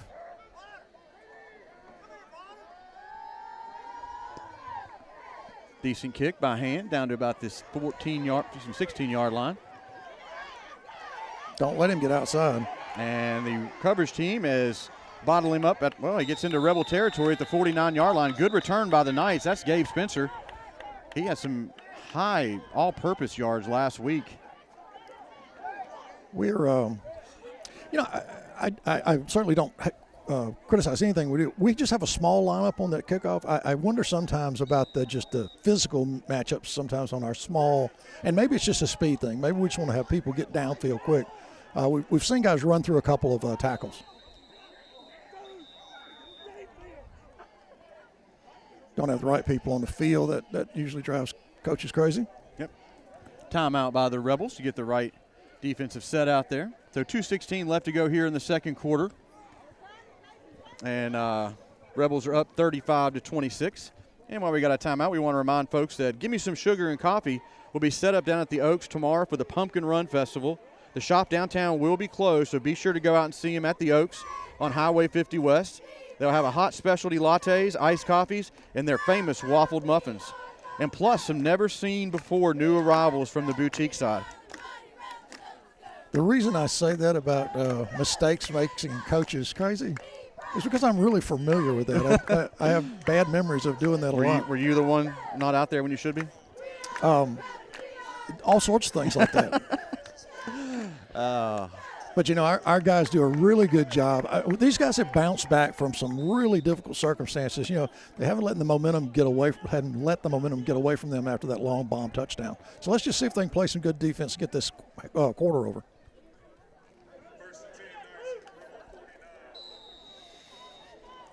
Three wide receivers to the far side, one to the near. Hand off to Spencer off the right side. Plenty of room over there. And he runs through a couple tacklers, and he brings a couple Rebel defenders down to about the 30. That's enough for a Knights first down. Yeah, that's a big 20-yard run. And, you know, we were talking about this running back being contained a little bit earlier in the second quarter. Not on that play. I mean, he hit the hole fast, broke a tackle, and got into the secondary.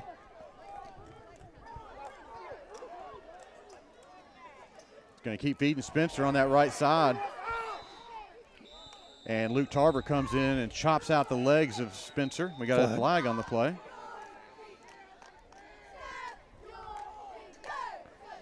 Having some personnel hiccups over here. Getting the right folks on there. Field for the Rebels, it looks like.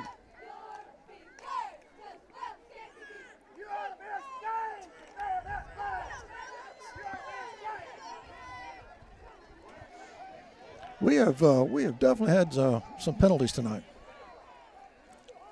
It's going to push. That's going to be enough for a first down for the Knights. Ball is going to be spotted inside the red zone at the 15-yard line. I think that caught the chain crew even off guard.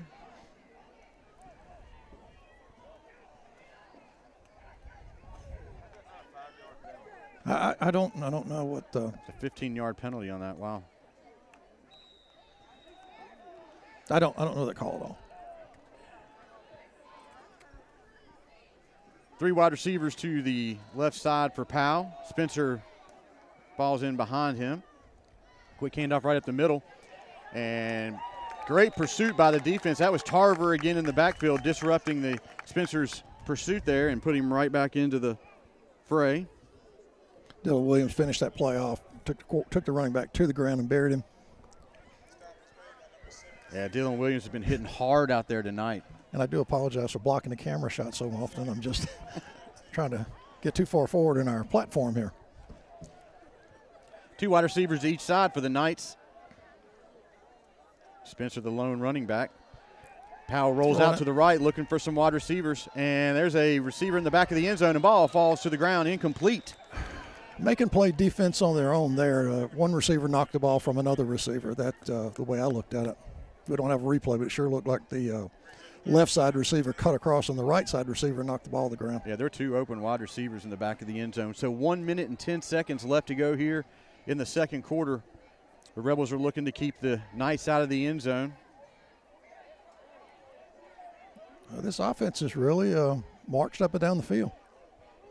Yep, trips to the near side for Powell. Drops back, going for the corner, jump ball.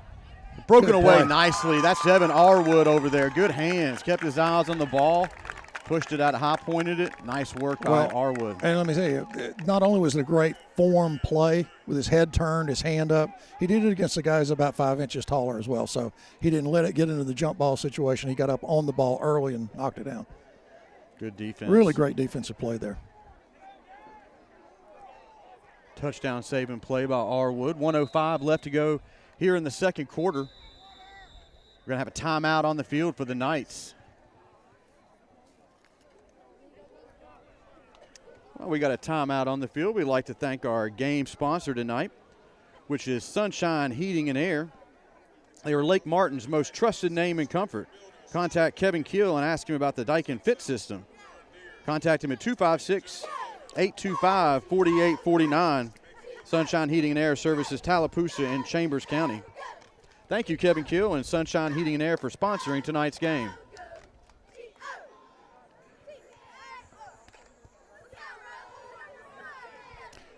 I'm going to be very interested in going back and watching the tape on YouTube of this this first half, because first quarter went really quick and the second quarter has just been forever. Yeah, we're working well into almost 20 minutes after 8. And we're not even done with the second quarter here. Wow. No.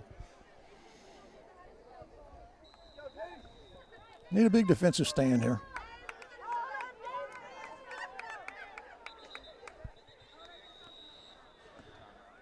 All right. Fourth down. Now, second time out. But is it fourth down? The side marker is fourth down. Wow.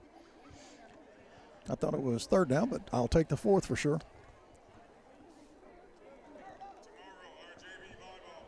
So, folks, here we want to remind everybody that head on out to the Oaks for the Pumpkin Run Festival tomorrow up there in Lafayette. Give me some sugar and coffee. We'll be set up there. The shop downtown will be closed, so head on out to the Oaks on Highway 50 West. They'll have hot specialty lattes, iced coffee, and their famous waffled muffins, and plus never seen before new arrivals from the boutique side. So go down and check out the folks from Give Me Some Sugar and Coffee. They'll be down at the Oaks for the Pumpkin Run Festival. Are you running in that tomorrow, Sid? I thought about it, but just got some privet hedge to cut tomorrow. Can't actually work the run in. Yeah, I hear you. I had to forbid, so I didn't want to blow everybody off the streets down there. Yeah. So Hopefully he'll have a big day and a big crowd as well. we are about ready to get back here to some live action. 1:05 left to go here in the second quarter. This is a big play. It builds momentum when you can score or get a first down off fourth downs. Yep. Trips to the near side for Powell. Empty backfield. Powell looks to his right. A lot of heat coming off that right side. Luke Tarver's chasing him down, and ball was picked off in the end zone. Absolutely. It's like Jacob Norgaard came up with a big defensive play down there. So the Rebels will take over on the 20. Big defensive stand for the Rebels. Well, here's the key thing. There's no flags on the play. Very key. I did not know Luke Tarver had that kind of speed. And I missed it. Was that Ford? Was it Tarver and Ford, both linebackers coming through? I mean, it was just an incredible surge up the middle. Luke was really coming after the quarterback, and that's what you got to have. Yeah, Powell looked a little flat-footed back there, and once he saw those guys coming off the edge, he was pretty much done. Very big play. 53 seconds left in the half. It's a 15-point lead. So and the Rebels get the ball at the beginning of the second. That's exactly right. So you'd like to put another touchdown on this lead. If we don't, stick one in here. Baker's under center. Harwood in motion on the sweep. Trying to get him out. Oh, he's got some blockers over there and pushed out of bounds at the 30. That's going to be enough for a Rebel first down. Harwood had the corner, but let's see. Is that 12? Is that the quarterback? No, that's the wide receiver. He came up pretty quick. They're going to say he stepped out of bounds to the 29.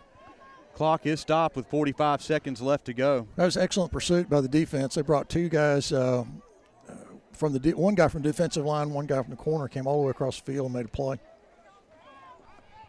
2nd and 2. Hand off to Jacob Norgaard. Looking for some blocking. He cuts back into the interior. Keep running. And his legs are charging forward. Keep running. And he is busting through arm tackles down to midfield. Clock will stop just for a second to move the chains. Second time in the game, the ball's on the 50. All right, we got to line up quick, get this thing, get the play call, get ready to go. Official is winding the clock before the chain guys are even set. Now Yerda. Yerda on the right side and looking for some blockers, and he is pushed out of bounds at the Knight 47. He's reaching down at that right ankle of his. Probably need to spring him a break. They're back at the line quick. We're going to try to keep this momentum. It's 19 seconds. It just takes one long run. The Rebels have one timeout or two? I believe we have 2 timeouts remaining. I don't think they have any timeouts remaining. It's going to be 2nd down and 7. 19 seconds left to go. Rebels are looking to punch one more in before half. And come on.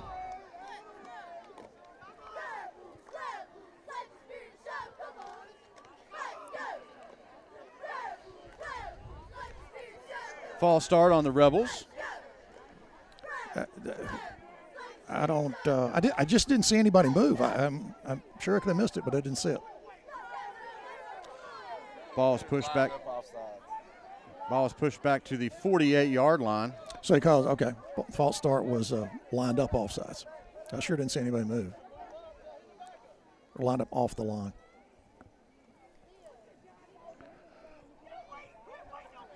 Well, an exciting second quarter, Chester. There's no doubt about that. Yeah. The track meet continues. It's been as long as most JV games. Absolutely. Absolutely.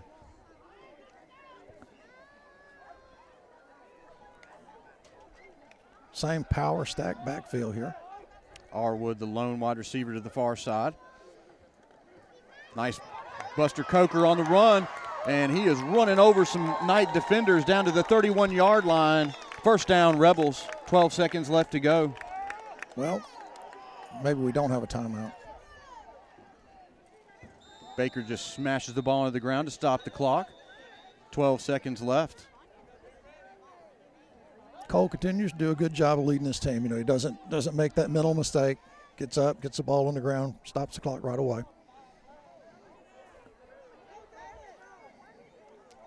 Second down and 10. Ball spotted at 33.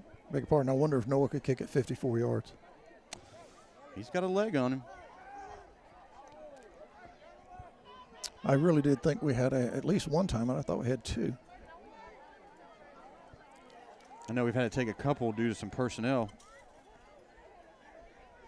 Tarver in the backfield. Baker's looking over to his right side, going for Arwood down the far side, and overthrows his intended target. 4 seconds left. Or is that 0.4? I can't That's tell. 4 seconds. 4 seconds. I don't think we have a split clock here.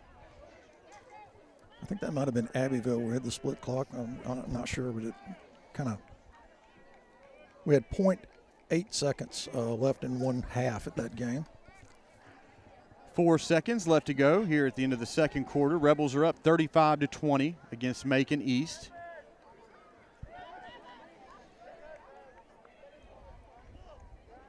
Hand up to right up the middle to Tarver, and he is wrapped up and flings the ball back, but the officials are going to call the play dead. Luke always fighting. There's no doubt about it. He is fired up coming off the field, so as well as the Rebels. After a good first half, a lot of penalties though, but the Rebels come out into the first half 35-20. Well, if you think about the last few minutes of football that we saw Macon drive the ball the length of the field. Could have gone in for a touchdown to pull it within 7 or 8 points. And just a couple minutes later, the Rebels had the ball down on the 30. So it's a real big swing. It just took forever to get there. Yeah. So we are going to take a break for a few minutes, and you guys can enjoy the halftime festivities. So me and Sid are going to take a break, and we'll catch you back here right before the second half begins.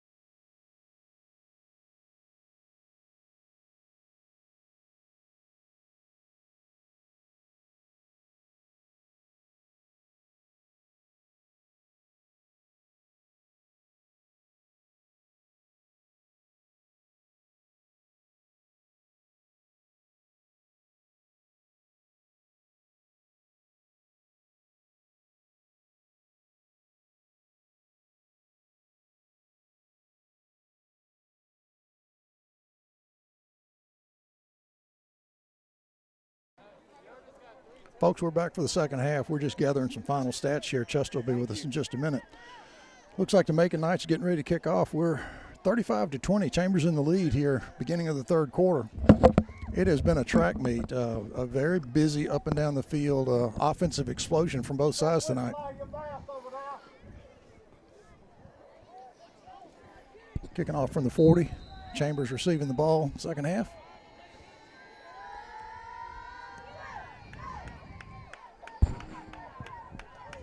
Hand with the ball, turns it upfield, got a little crack, good block. Ball down at midfield. Chester, welcome back. Hey, thank you, Sid, for covering. I was getting a little information there from Mr. Gavin Kite there, getting some first half stats. Total Rebels rushing, guess how many yards? 420. 369. That's a lot. Leading rusher tonight is Braxton Yerda, 148. And Norgaard and Tarver both have 89 yards, respectively. So, great start there in the first half of the rushing offense for the Rebels. Yes, I was kind of kidding. I didn't know it was going to be that close to that number.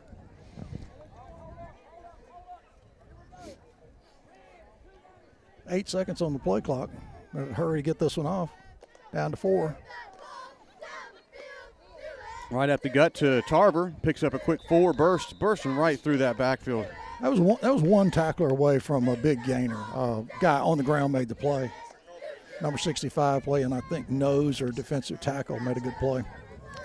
Ball is down to the 46 of the Knights. We do apologize. We do not have a roster, so we can't identify most of the players by name. There's that stacked defense, which I don't understand again. Hand off to Yerda on the right side. He's got a couple blockers and turning on the Jets down the right side and steps out of bounds at about the 35. Enough for a Rebel first down. Yeah, on that play, Yerda got to the corner. He was going to wait on the block, but just decided to go on and push it up. And I think it was the right decision because that would have probably broken up his momentum. Picked up the first down, which is your priority, getting on the corner. Rebels looking very crisp coming out. Good blocking. Cole running the offense smoothly as ever. Coker on the handoff, looking for some blockers, running behind that big offensive lineman, number 65, found some running room, and he is pushing that secondary of the Knights down inside the 20. Rebels in the red zone again. The Knights quarterback's playing, I think, safety, and he just really got drilled. Kind of wasn't watching the play and got knocked down pretty hard. Handoff right up the gut. Pickup of about 5 on that, maybe 4. It's going to bring up second down. It's exactly 6. What we need to do. We need to come out and really put a score on the board right away and get the ball back. I think that'd be a big momentum shift for the second half.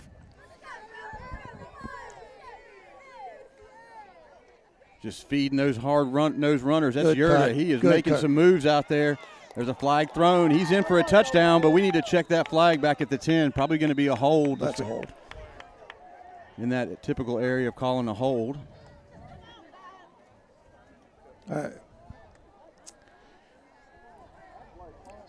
Again, I don't know. I just didn't see it.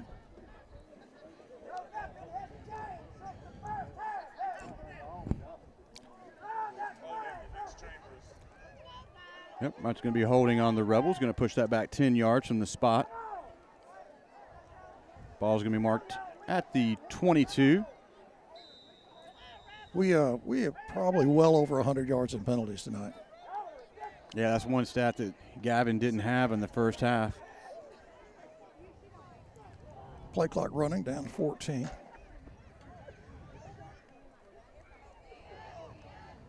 Run the same play, maybe. Yep, hand to Norgaard. He's got some blockers. Luke Tarver out there springing him. Touchdown, Rebels. Ran the same play with a different running back. Got him in.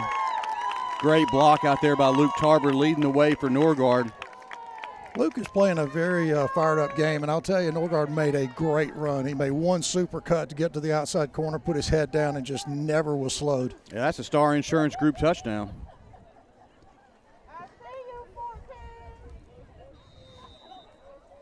Yeah, Luke is playing some inspired ball tonight, that's for sure.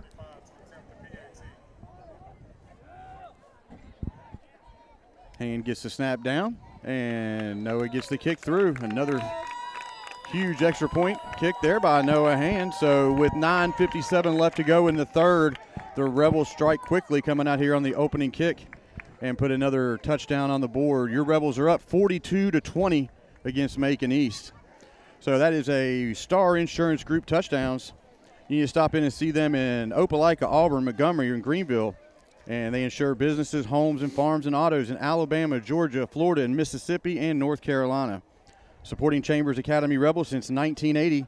Go Rebels. Thank you, Ricky Elliott and Star Insurance Group, for being this year's touchdown sponsor. We certainly do thank all our sponsors. One thing I just picked up here on the sideline, Chester, Norgaard had to go on for the kickoff team, and I saw Cole make his way down the length of the bench to congratulate him, to get to him and shake hands. I really like to see that amongst our players, no hesitation, no holdback on that. Because I'll tell you, it was a great run. That was a good run. Good blocking out there. Good to see the Rebels come up fired up beginning the second half.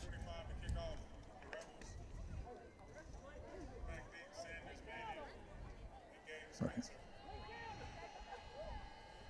Tyson Hewitt on the wing here.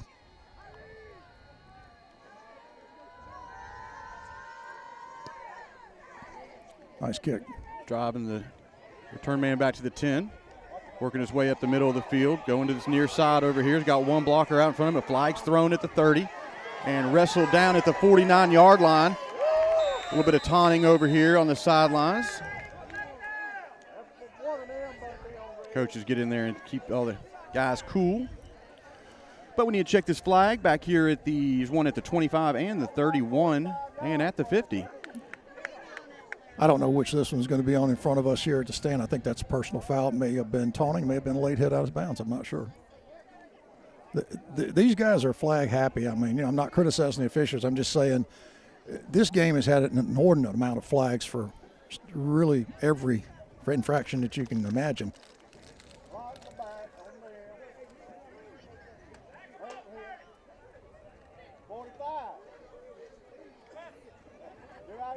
Well, let's see them sort this out.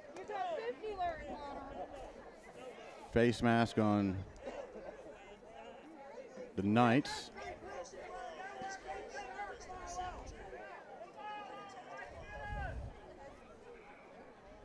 Holding on the Knights. Could have been a face mask. Is that what you're saying in front of us on the play on the out of bounds?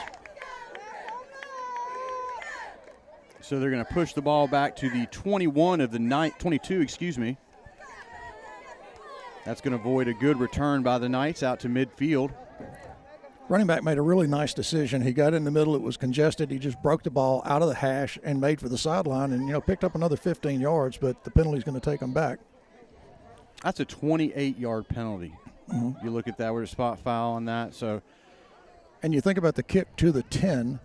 They really returned the ball 12 yards after the play, after the penalty. So, excellent kick there by Noah Hand. Powell leaves the offense on the field for the Knights. Spencer in the backfield. Lone setback. Two wide receivers each side. Feeding Spencer right up the middle. Good tackle. And Tarver comes in and takes the legs out of Gabe Spencer. Another flag. Tarver got low on the running back. The running back is a very solid, low center of gravity guy. Luke just took him down at the ankles. Personal foul now. There's another flag being thrown. I think some of the guys over there on the Knights are getting a little frustrated. Well, that's just. I think that's a quick flag. This is high school athletes. You just got a big play call back. You got another flag. I just don't see the personal foul for, just talking. Of course, I don't know what the words were, but right. I did not think there was a lot of overt activity there. That's going to continue to push the Knights deep back into their own territory. Ball's going to be spotted inside the 10 at the 8-yard line. Knights are going in the wrong direction.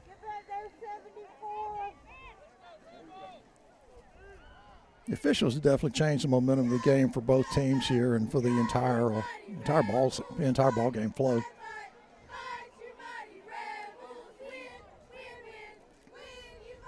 Knights need to get out to the 32 for a first. So it looks like they're going to call this 1st and 25.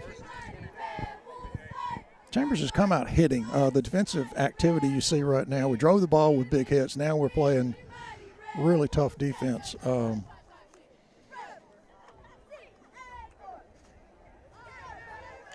See Austin Brooks there in street clothes on the sidelines. Hope all is well. Yeah, I saw Austin walking over in street clothes. He must have gotten banged up a little bit. Powell just feeds Spencer on the right side. Got some running room over there. Good quickly pursuit. dries Good up. pursuit. Ryan Ford moved from the linebacker position, crossed the field, made a great tackle there, just took him to the ground. Now, there are more players on the bottom of that play, but I love the pursuit going from the middle of the field outside the hash line. Looks like they're going to pick up about 5 or 6 on that, bring up 2nd down and 19 for the Knights.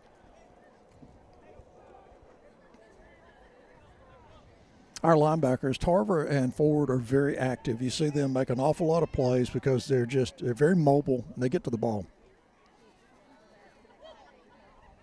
High snap, corralled by Powell, hands off to Spencer. Not much doing on the inside there. Runs into that stingy defensive line for the Rebels. Looks like Eli Vernon was in there on the tackle, 85. Owen as well. John Owens. Jake Owens. John's on the sidelines over here. Yeah, if John made that play, we're in trouble.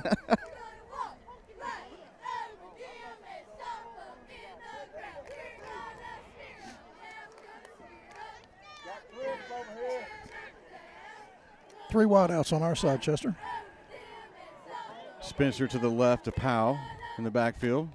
Drops back, looks to his left. Trying to throw it to the middle. A lot of heat coming down the center, and he is pushed out of bounds.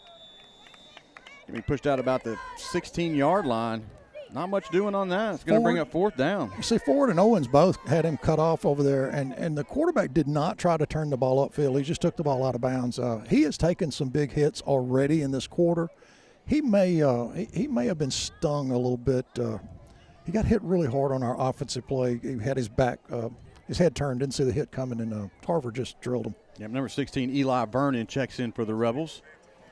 Punting team comes out on the field for the Knights. Yerda back. We know he can go the distance. Yeah, he's only at the Knight 47. Good snap. Line drive punt. Straight out of bounds. Yeah, checks up right at the 40. Like somebody put some spin on a wedge there. That ball just turned hard right.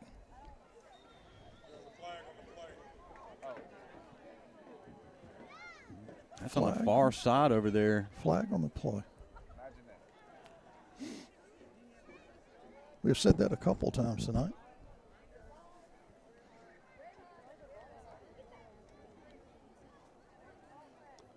Well, let's get the verdict here. Holding on the Rebels.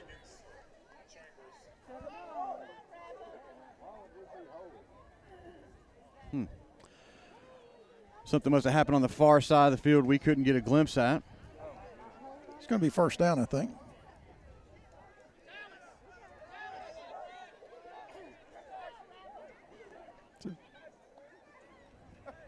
And they're still moving the ball. And they're going to spot the ball on the Rebel side of the 50. So is that a? Okay, so holding from the spot of the foul. Yeah. Moves us back. Retain possession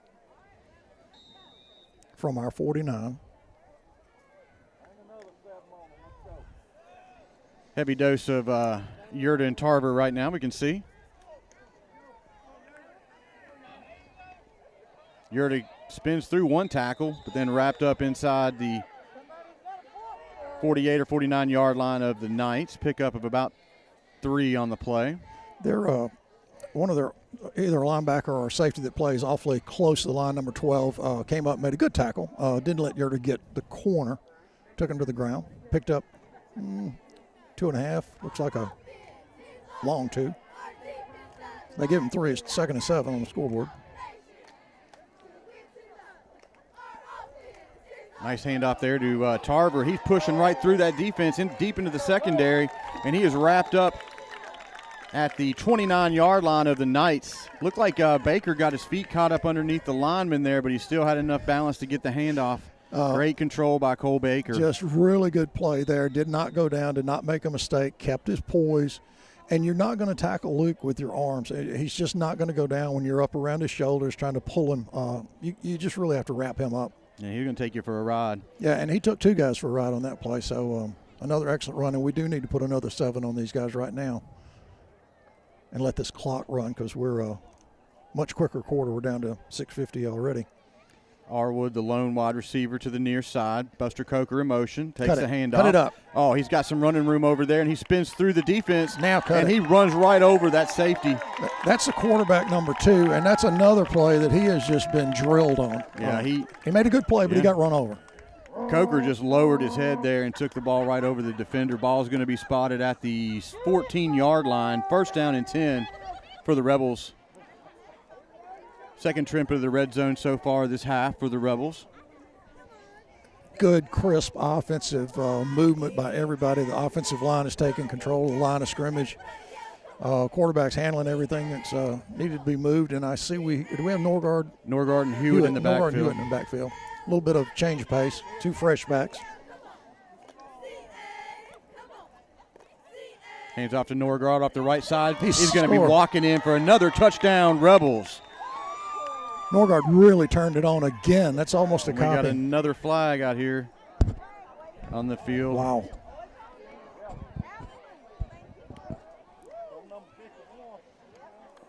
Well, let's check this here, and the officials are throwing him out of the game. Yeah, he's been tossed. And was he taunting our quarterback on that play? I'm not sure. I didn't even see what happened there. I need to go back and check that film out. I just know Cole was standing near him, but of course it's nice to see our players not react, not let the other team impact your play. Yep. So that touchdown stands. That Star Insurance Group touchdown is going to stand. Hand comes on for the extra point.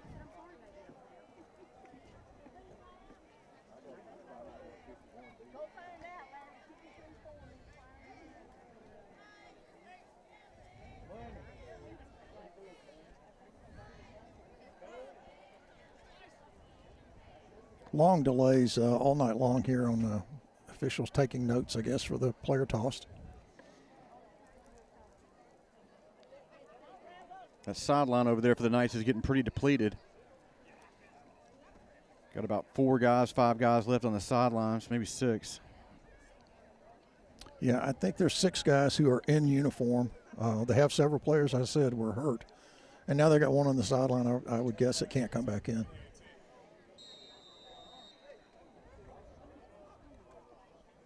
Kyle Hand takes that snap, puts it down nicely for Noah Hand. Kick is up and good. Another big kick. So that is a Ricky Elliott and Associates Insurance, now a part of Star Insurance Group touchdown. They have offices in Opelika, Auburn, Montgomery, and Greenville, insuring businesses, homes, farms, and autos in Alabama, Georgia, Florida, Mississippi, North Carolina. Supporting Chambers Academy Rebels since 1980. Go Rebels. Thank you, Ricky Elliott and Star Insurance Group, for your touchdown sponsorship this year for Rebel football. Chester, I think we have identified who the other 2 backs Coach was talking about a few weeks ago that to go along with his 4 big starters. I think Hand and Norgaard are those 2 guys who are going to get some extra carries. Hewitt?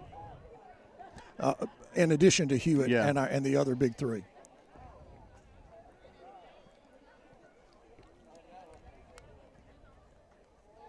So they're going to enforce that unsportsmanlike on the kickoff here. So the Rebels will be kicking off from the Knight 45. Kick it out of the back of the end zone here, Noah. Let's see if he can put it through the uprights. Think he's got it? I think he's got the leg. It'll be 55 yards, so we'll be able to see. Just don't want him to overkick it and shank it.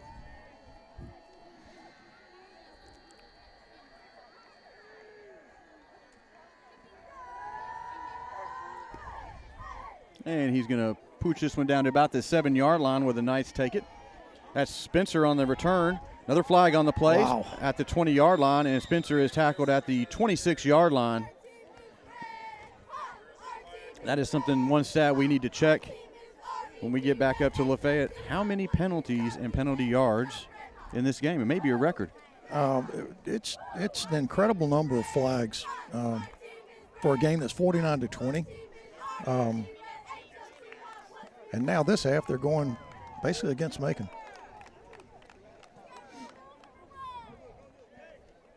And I'm not saying don't call the penalties, but they're just some penalties that that don't impact the game at this point.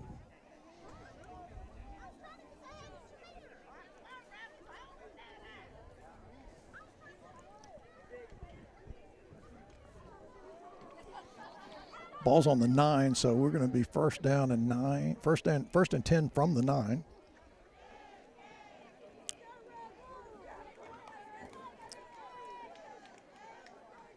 Basically our same starting core defense on the field. These two head coaches have a lot of experience in AISA across the way. Coach Glenn Law has been here at Macon East for a long time. Athletic director alongside Jason Allen here. A lot of experience in coaching in this matchup here. 4 people in the pattern here.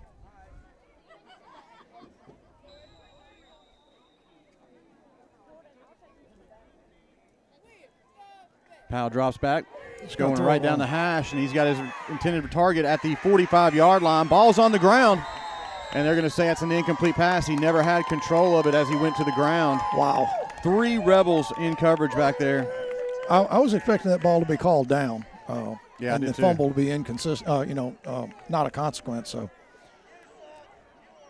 wow. He's saying he didn't have control of it when he landed there. So, if they can get protection on the quarterback, I would anticipate they're going to run that play as much as they can. You know, put 4 guys on routes and just throw, and they're lining up for the same thing again. Yep. Kyle Ham was back there, main defender. Got to put more pressure on the quarterback to keep that throw from being made.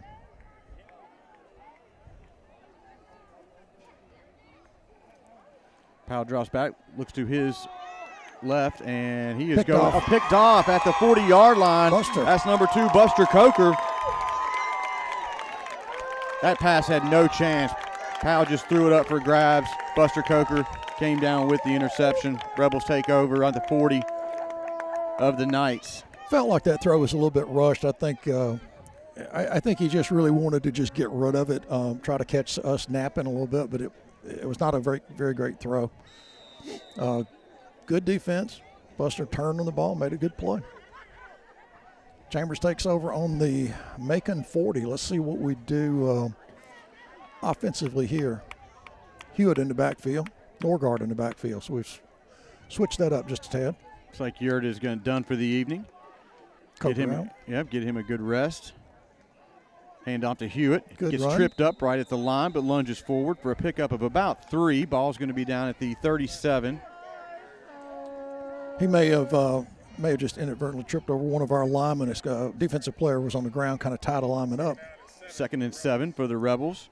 Keep that clock rolling. Grayson Bonner out there making a good block, moving his man away from the offensive line.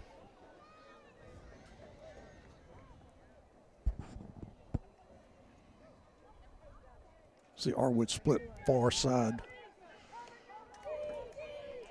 They take that play clock down to as low as he can. It's down to 2. Gotta snap it. Rebels call a timeout. Yeah, just getting a little bit out of sync here. While we got a timeout on the field, we want to thank our game sponsor tonight, which is Sunshine Heating and Air. They are Lake Martin's most trusted name in comfort. Contact Kevin Keel and ask him about the new Daikin Fit system. Sunshine Heating and Air services Tallapoosa and Chambers County. Give him a call at 256-825-4849. Thank you, Kevin Keel and Sunshine Heating and Air, for sponsoring tonight's game.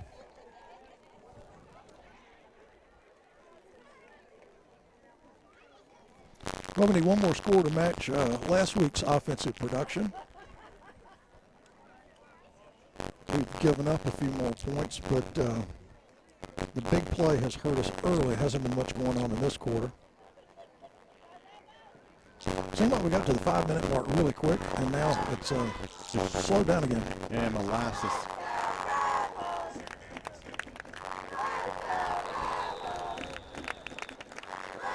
Second and 7. Baker's under center. Hands off to Hewitt.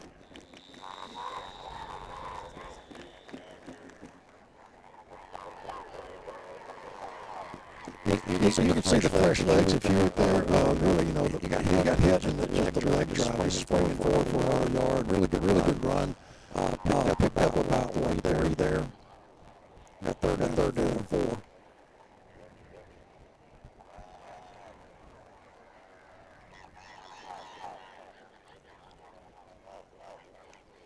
Cut it out. There you go. Norgaard just dodged defender. He is wrestled out of bounds at 27-yard line.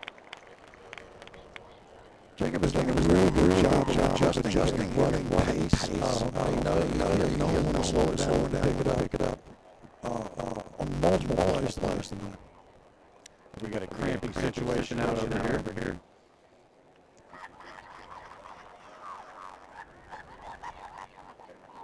That's enough for a first down for the Rebels.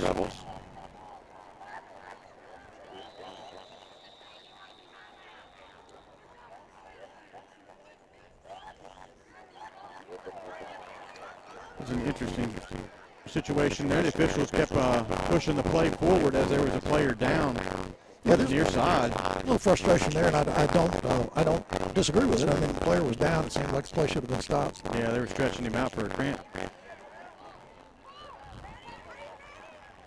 And we want to remind everybody, tomorrow they will have the Pumpkin Run Festival down at the Oaks. Give Me Some Sugar and Coffee will be down there. The shop downtown will be closed, so be sure to go out to the Oaks on Highway 50. Check them out. They'll have hot specialty lattes, iced coffee, and their famous waffled muffins. And they're also going to have some never seen before new arrivals from the boutique side. So go down there and check them folks out at the Oaks tomorrow for the Pumpkin Run Festival.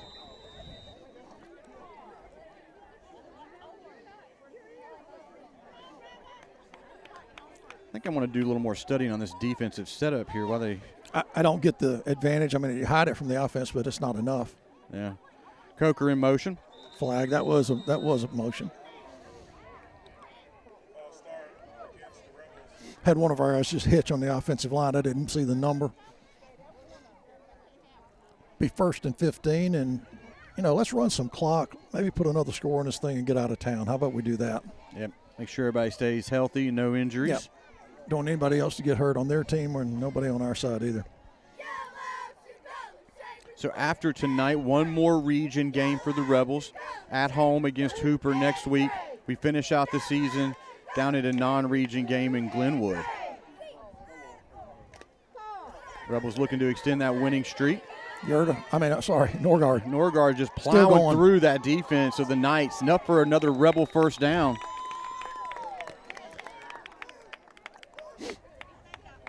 Norgaard has really turned it on. Big pile. I hope nobody's slow. They're just piled up down there. Actually, Norgaard's coming off with a little bit of a limp. Kyle Hand checks in on the Rebel offense. Man, that temperature dropped quickly tonight.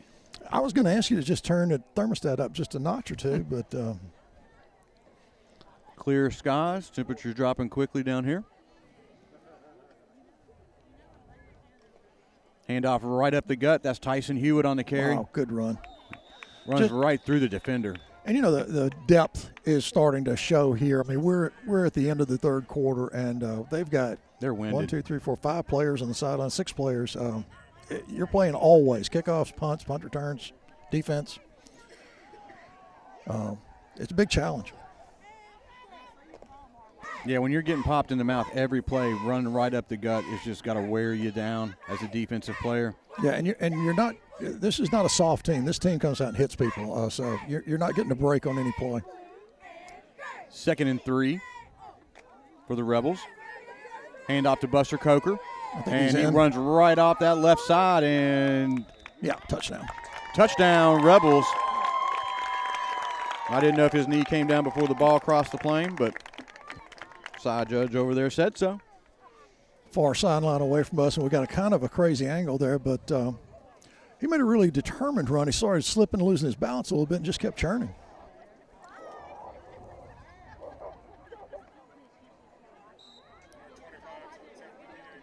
We'll probably see a heavy dose of some of the underclassmen here in the 4th. Hand gets the kick up. And it is good. So the clock is running now. The Rebels are up 56-20. We're going to end up the third quarter in that score. And that is a Star Insurance Group touchdown. I want to thank Ricky Elliott and Associates and the Star Insurance Group for sponsoring this year's touchdown of the Chambers Academy Rebels. They have offices in Opelika, Auburn, Montgomery, and Greenville, insuring businesses, homes, farms, and autos in Alabama, Georgia, Florida, Mississippi, North Carolina. Supporting Chambers Academy Rebels since 1980. Go Rebels. Thank you guys for being this year's touchdown sponsor. And we also want to give a big thank you and a shout out to Taffany Nelson. She captures all of our memories when we go on the road or if we're in town for any special event. Check her out at TaffanyNelson.com for all your photography needs. She is a great asset to the school and the community. Thank you, Taffany, for all you do. Taffany is a hard worker. She spends a lot of time working for this school and does great work, produces fantastic images. And she also makes our graphics. That is another real positive. Yeah. And, one thing I am very happy to see is after our struggles in the first two games of the year, we were at least able to give our touchdown sponsor a few more mentions in the last few weeks. Yep, catching up for some missed time there in the first two games. Yeah, I was out of breath last week with the 56 and calling Star Insurance Group. I was happy to do it and glad to see Ricky and his team get the mentions.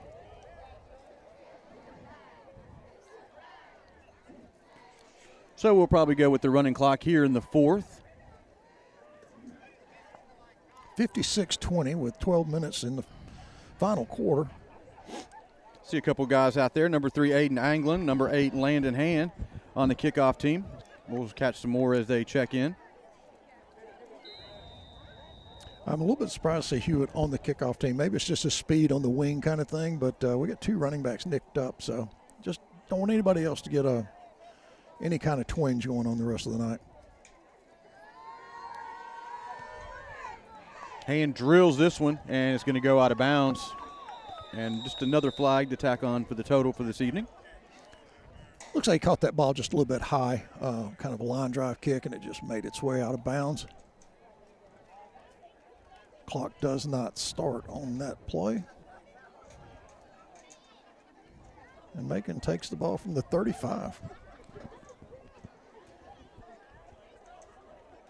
They have some substitutions on defense. Ricky Brooks on the field. Peyton Yerda's on the field as well. Number 77, Jonathan Caulfield, is in there on the D-line. Yep, there's Ricky.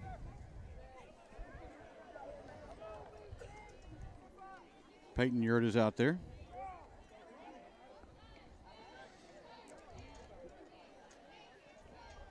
Hand off to Gabe Spencer off the left side. He picks up close to 6 on the play. Yeah, that's a big, tough running back coming through line there with our younger guys on the field.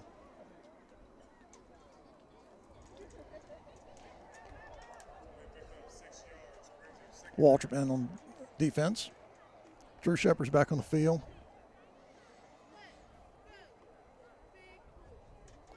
Colton Fuller in the middle and playing linebacker.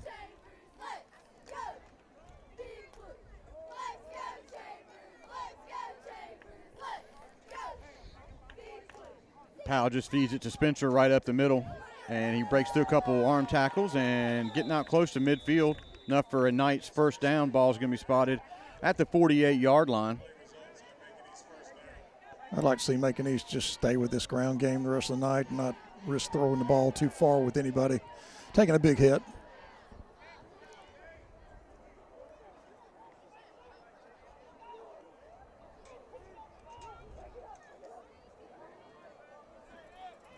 Eli Wharton out there. Sweep to the outside. Missed a couple tackles out there on the far side, but wrapped up at the 46-yard line. Pickup of about 5. This is still the Macon East starters here. So you got you got a lot of ninth graders on the field against the starting lineup. So we expect them to give up some yardage here. We'd like to see them stiffen, and learn from this experience. They're going to give him 6 on that. 2nd down and 4 for the Knights. Under 10 minutes left to go here in the game. Rebels have this pretty much in hand at 56-20. Chance for the young guys to learn here. And Powell just feeds Spencer right up the middle. And he carries a couple Rebels defenders down to about the 30-yard line, enough for a Knights first down.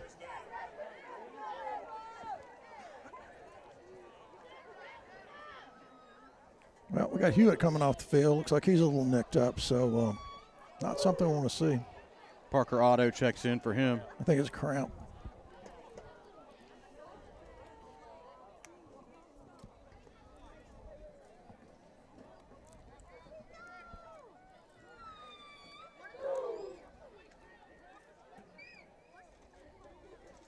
Powell just hands that one off. Met in the backfield by number 56, Dalton Norris on the tackle. Busted that play up pretty quickly. That play was a little bit slow developing, too. The snap was, again, a little high and a little outside. Quarterback handled it, but I think it made the running back just take a little bit of a stutter step and slowed his momentum down. Clock's down to 8:42 at the moment, so quarter's moving along here. 2nd down and 8 for the Knights.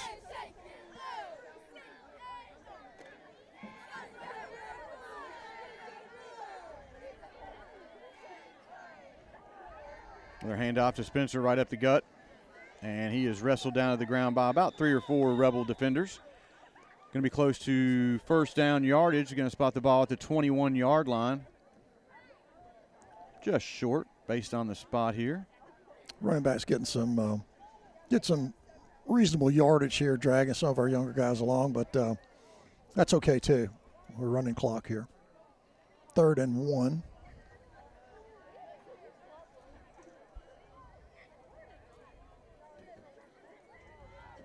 Ooh, another bad snap.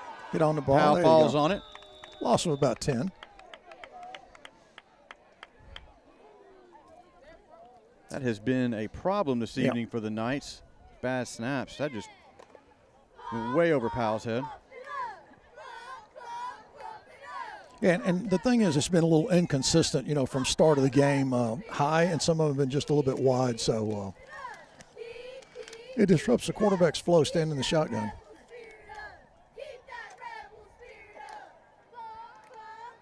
Fourth down here, and Powell's pass is behind his intended target.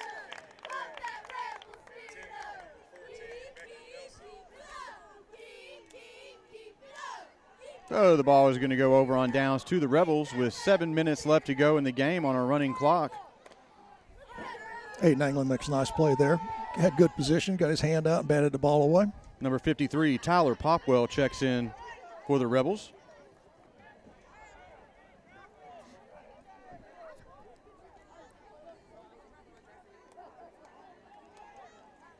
Hunter Andrews into the game.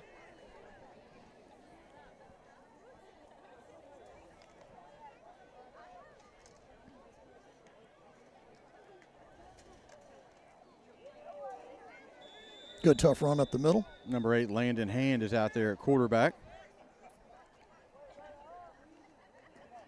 I believe that was Yerda carrying the ball there, wasn't it? The younger. Younger Yerda, that's true. That'd be Peyton Yerda, who we saw go for about a 70-yarder last week as well. So Colton Fuller in as well. Looks like Colton's playing the end position here.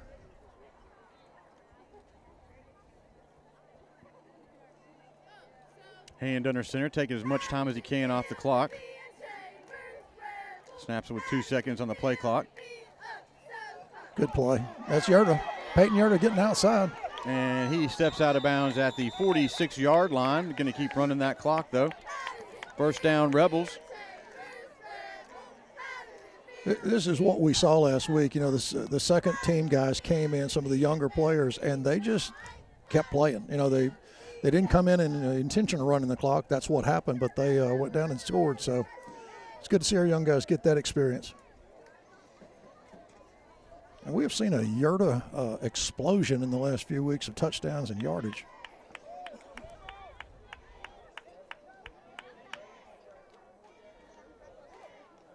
Colton Fuller in motion.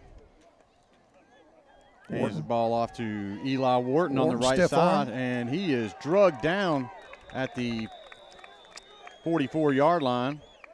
Close to first down yardage. Need to check the flag. Yeah, it's 56-20, 4:51, and we got a flag here. It's on the Knights, so they're going to march out. I think it was a face mask. Yeah, I think it was an inadvertent face mask. I don't think he had a. It is a 15-yarder, so maybe I just missed it, but it didn't look like a purposeful tackling face mask.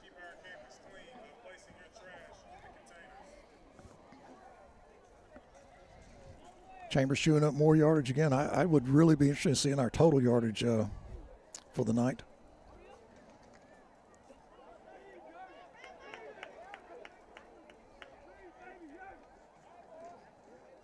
Handoff right up the middle. Wharton again, is that who that's running the ball? Yeah, number 16, Eli. Last week, Eli scored on 2 consecutive plays, and both touchdowns were brought back by holding.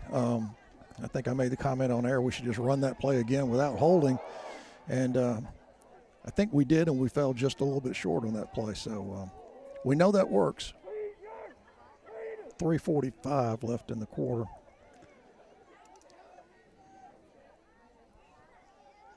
Landon Hand out there directing the offense around. He is a freshman.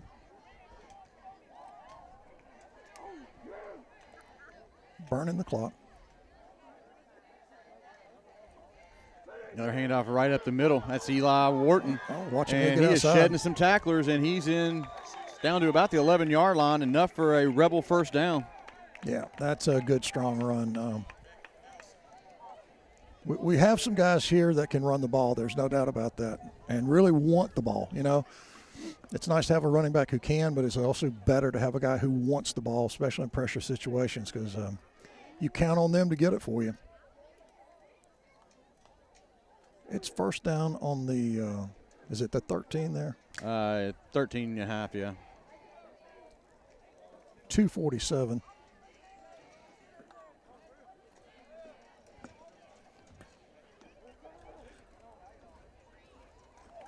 Yerda on the right side, cuts back into the middle, and he is wrapped up at about the 11-yard line. Pick up a couple yards on that, maybe one. I should say Peyton Yerda, since they're brothers here. Tyler Popwell checks in again for the Rebels. Gives number 56 Dalton Norris a break.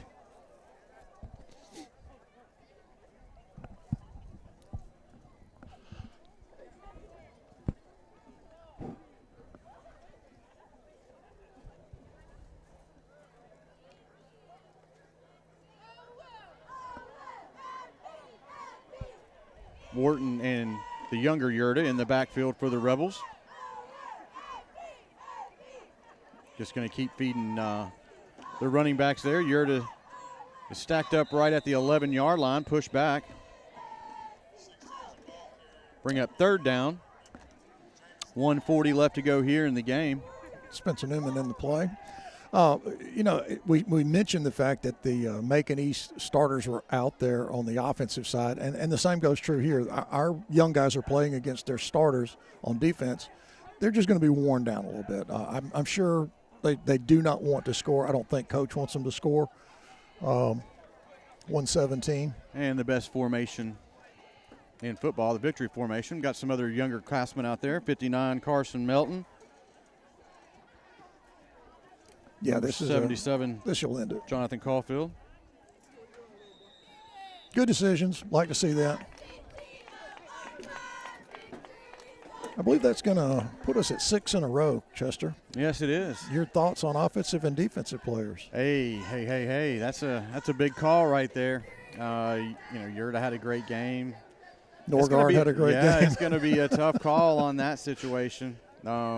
We can always take a break on that and get some stats, and we can do that. We can post that on Facebook because it's a tough call tonight. Yeah, it really is. Yeah, we need to get with Gavin. He's doing the stats tonight. You know, you always come up with these really good ideas, and I think that's a very good one. Yep. Defensive is going to be a tough call. Yeah. So that's going to do it. That's fourth down. Ball go over on downs, and clock's still running, so that's going to do it here from Cecil, Alabama. Your Chambers Academy Rebels are going to take this one home with a 56-20 win over Macon East. Statement win here in the region. Rebels are in sole possession of first place. No issues going on into the last 2 games of the season. 6-0 last 6 games and 3-0 in the region. Yeah. Big statement win here. Came down here to Cecil and put a big whooping on the guys down here at Macon East.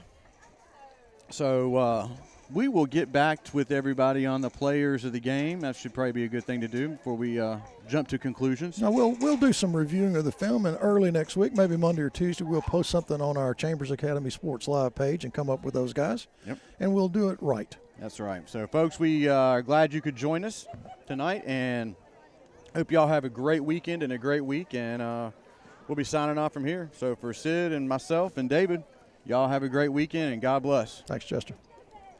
Y'all did a great job, too. I heard y'all didn't get involved in none of that yelling at the referee. It was happening right, y'all. Y'all did very good. It did get cool, didn't it?